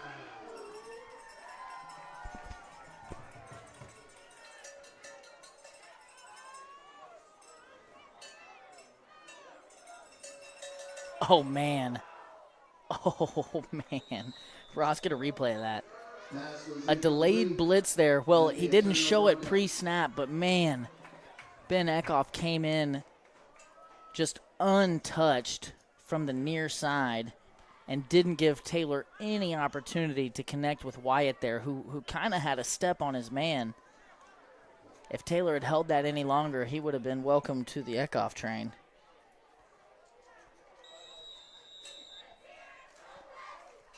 So Lincoln now 5:38, and really all they've got to do here, Brett, is squeeze the air out of the ball. Yep. And we can all get out of here. Hopefully both teams relatively unscathed. It's been a physical game. It has been a physical game. Split back set for Lincoln. Smith takes the carry and doesn't have anywhere to go. Number 5, And, you know, something to monitor here, Brett, really since he caught that touchdown, I haven't seen Camden Everhart out there on either side of the ball. I haven't either. It makes you wonder if something's going on, obviously. I'm sure something is. He's standing, though, near the coaching staff, so obviously he's not unable to walk, but it is curious if maybe they're holding him out for something that's been lingering or exactly what's going on there. Maybe cautious. You know, the score isn't as tight as, you know, him warranting getting in the football game, so maybe they're just going to be cautious and keep him out and get him fully healthy. Sanders going to give to Parrott, who is taken down by Dean in the backfield. Ball carried by number 4, Dawson Parrott. Tackled by number 17, Holden Dean.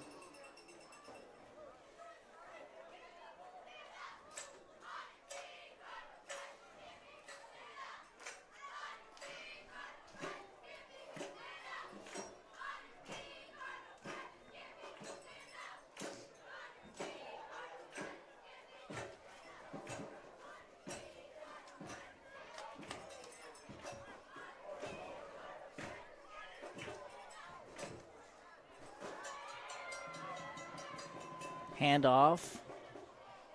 Parrott gets around the edge, puts his shoulder down, and goes out of bounds. So that will stop the clock. Number 4 on the ball carry.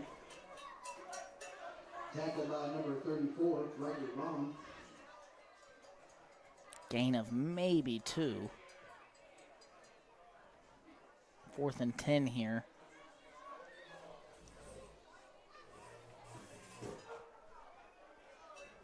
Lincoln in a punt formation.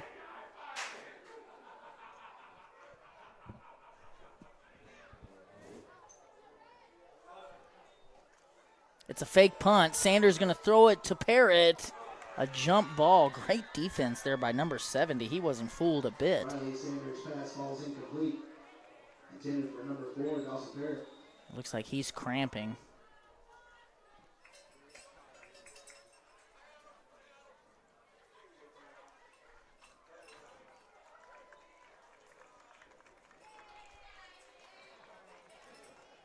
Able to get up and walk it off. So Crest Ridge will have the ball at the Lincoln 44, trailing 50-24.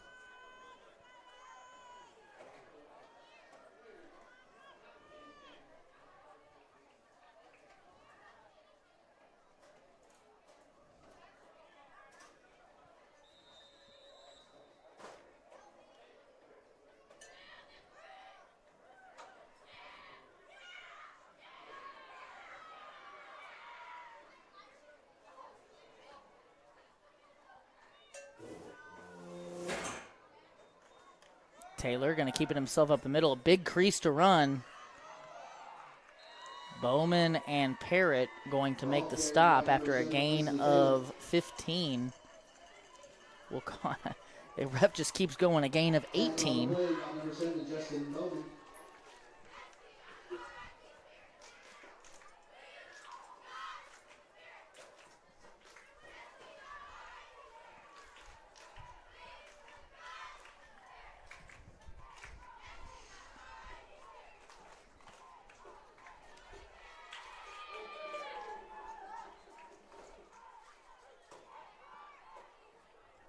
Taylor going to keep it up the middle again here. Weaving his way through traffic. Gain of 7 on first down.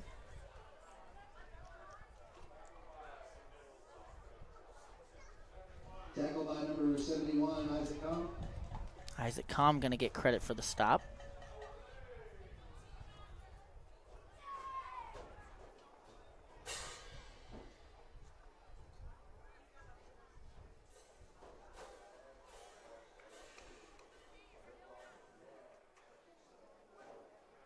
Just 10 on the play clock here for Crest Ridge.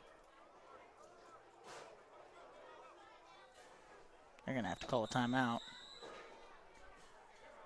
So with a timeout on the field, we're going to take a step aside for a moment. We'll be right back. Tonight's Lincoln Cardinal Sports Network postgame show is brought to you by Community National Bank and Trust of Lincoln and Warsaw. Are you missing that human touch with your bank? Come talk to a real person at Community National Bank and Trust. They're your local bank that's small enough to know you, yet big enough to offer the best products.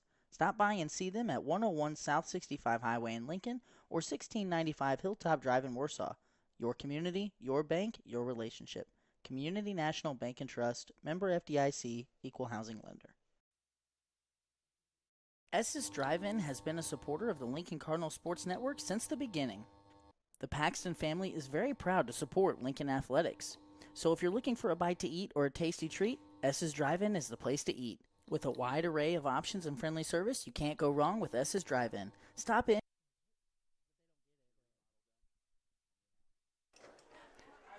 Second and 4 here for the Cougars. Taylor going to set that screen up. Wyatt, good. Oh! Wyatt gets away from Eckhoff.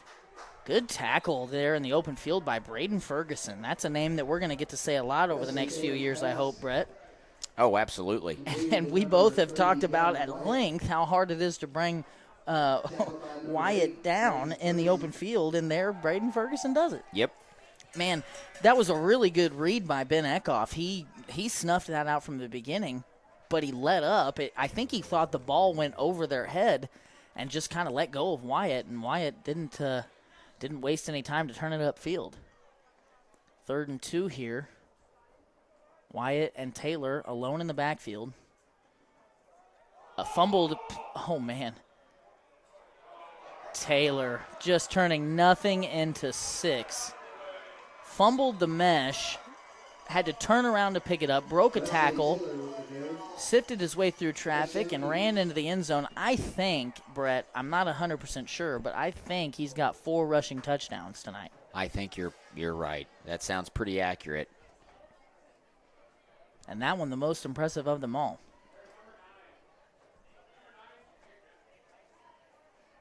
And looks like Crest Ridge is going to go for the point after here.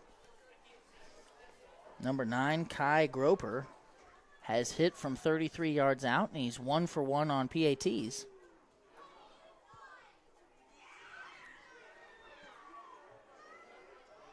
Hold is good, and it's through the uprights. And Kid's got a good leg. Groper can kick the extra points and the field goals, that's for sure. Lane Crest Ridge had 7 points coming into the second half. Lincoln did a phenomenal job of holding them on only their second drive of the game, holding them scoreless through the entire, other than their second drive, the entire first, the entire second, and they have given up 30 points in the second half. Sorry, 31 points.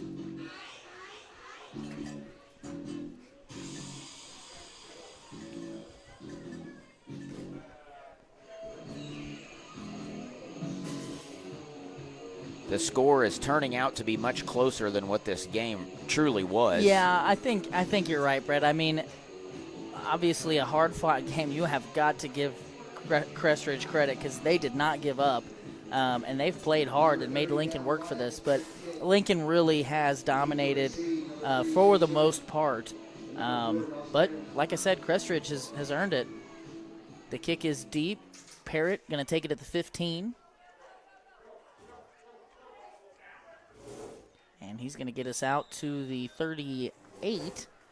And I believe, even with the timeout, if Crest Ridge were to use it, I believe Lincoln can kneel this down.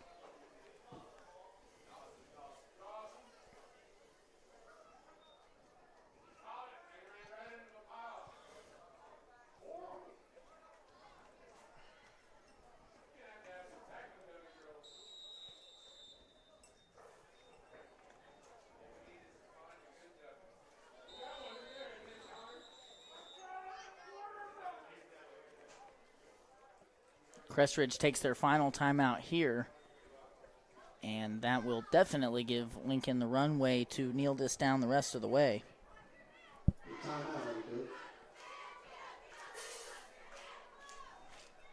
Ross wants me to show an S's drive-in play. Oh, no. What are you trying to tell me? Commercial? Okay, let's go to a commercial. Sure, we'll be right back. This break in the action is brought to you by Citizens Farmers Bank. Hometown banking with your neighbors and friends, that's Citizens Farmers Bank. Visit Citizens Farmers Bank for all of your banking needs. CFB is locally owned and operated with 2 locations, one in Colcamp and one in Stover. Citizens Farmers Bank, member FDIC, equal housing lender.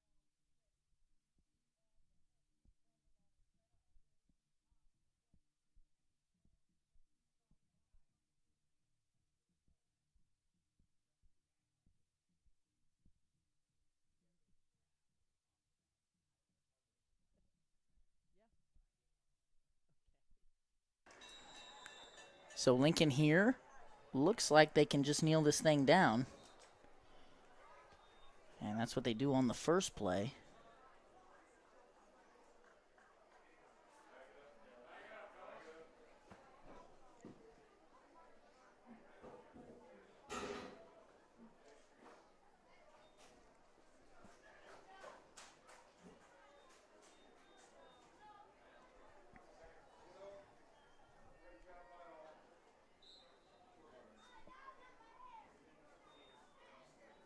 And the second play. They'll have to do that once more, and that should end things here in Lincoln. Don't leave us. Immediately afterwards, we're going to do a post-game show for you, brought to you by Community National Bank and Trust. And that will end things here. So we're going to step aside briefly. We'll be right back with that post-game show. Stick with us a little bit longer.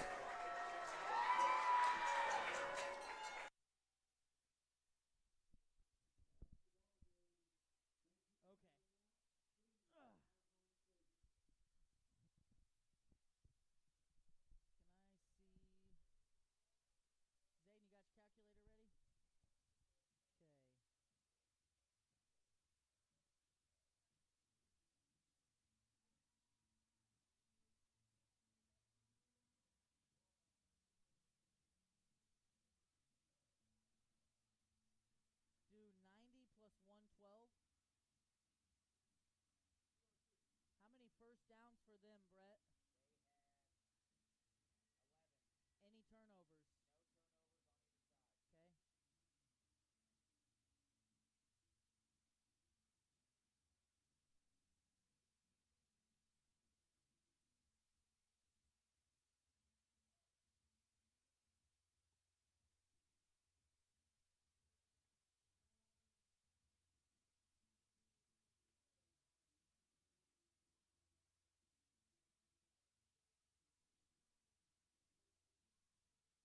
Where are the kids? Can you get them in here?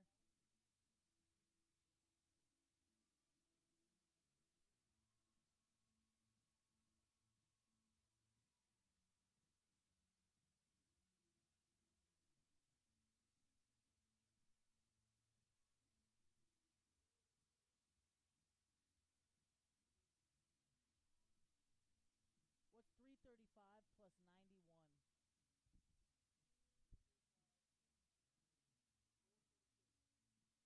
Okay, so 90 as a team. Zakiel, 90 as a team. You sure about that? 335? Jeez. Okay.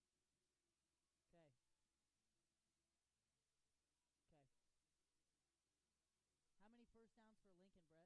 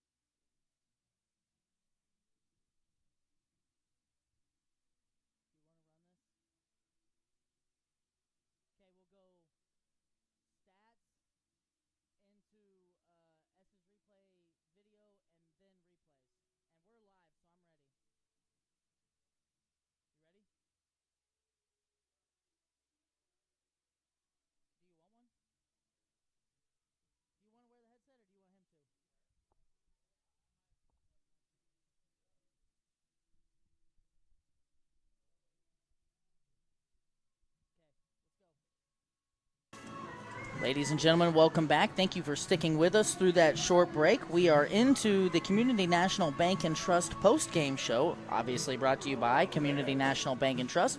We'll start off with some unofficial stats from the full game. So we showed you some stats at half. Let's show them some stats now. Roscoe.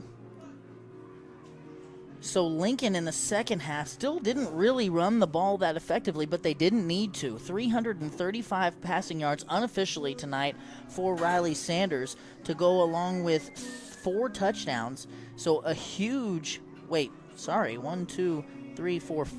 touchdowns through the air for the Lincoln Cardinals.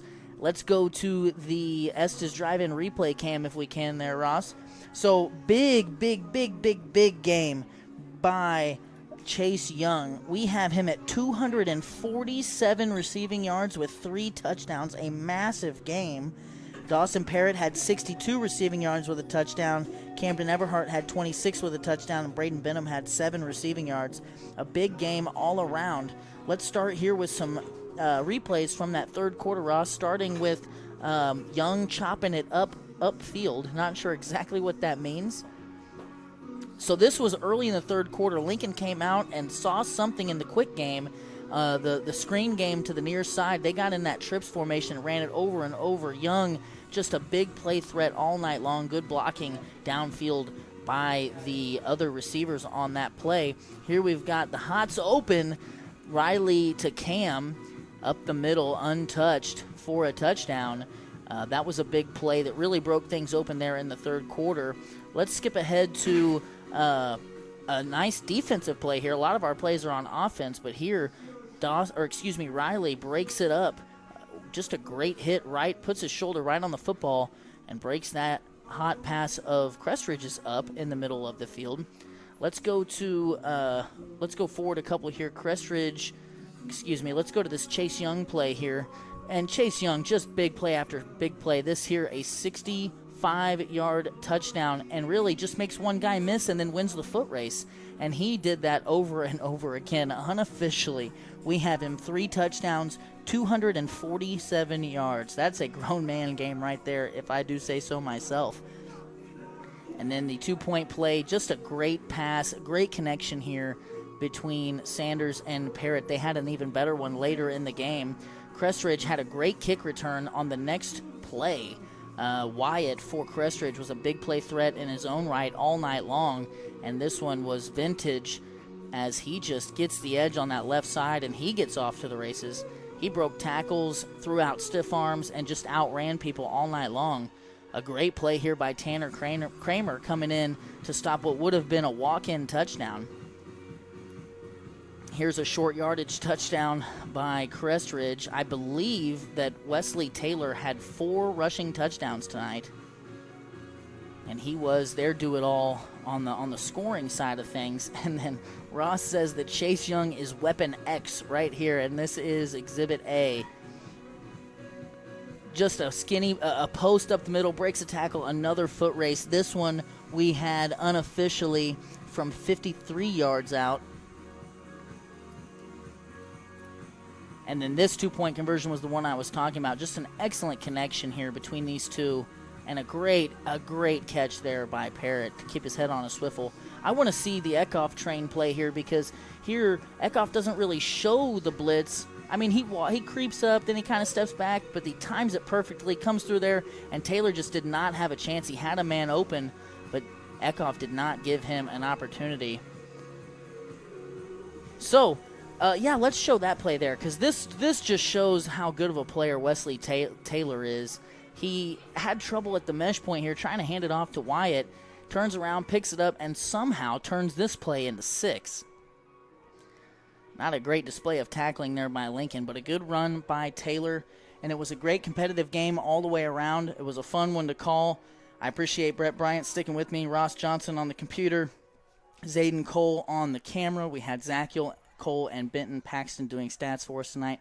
Appreciate all their help. Appreciate the help of all of our sponsors making this possible.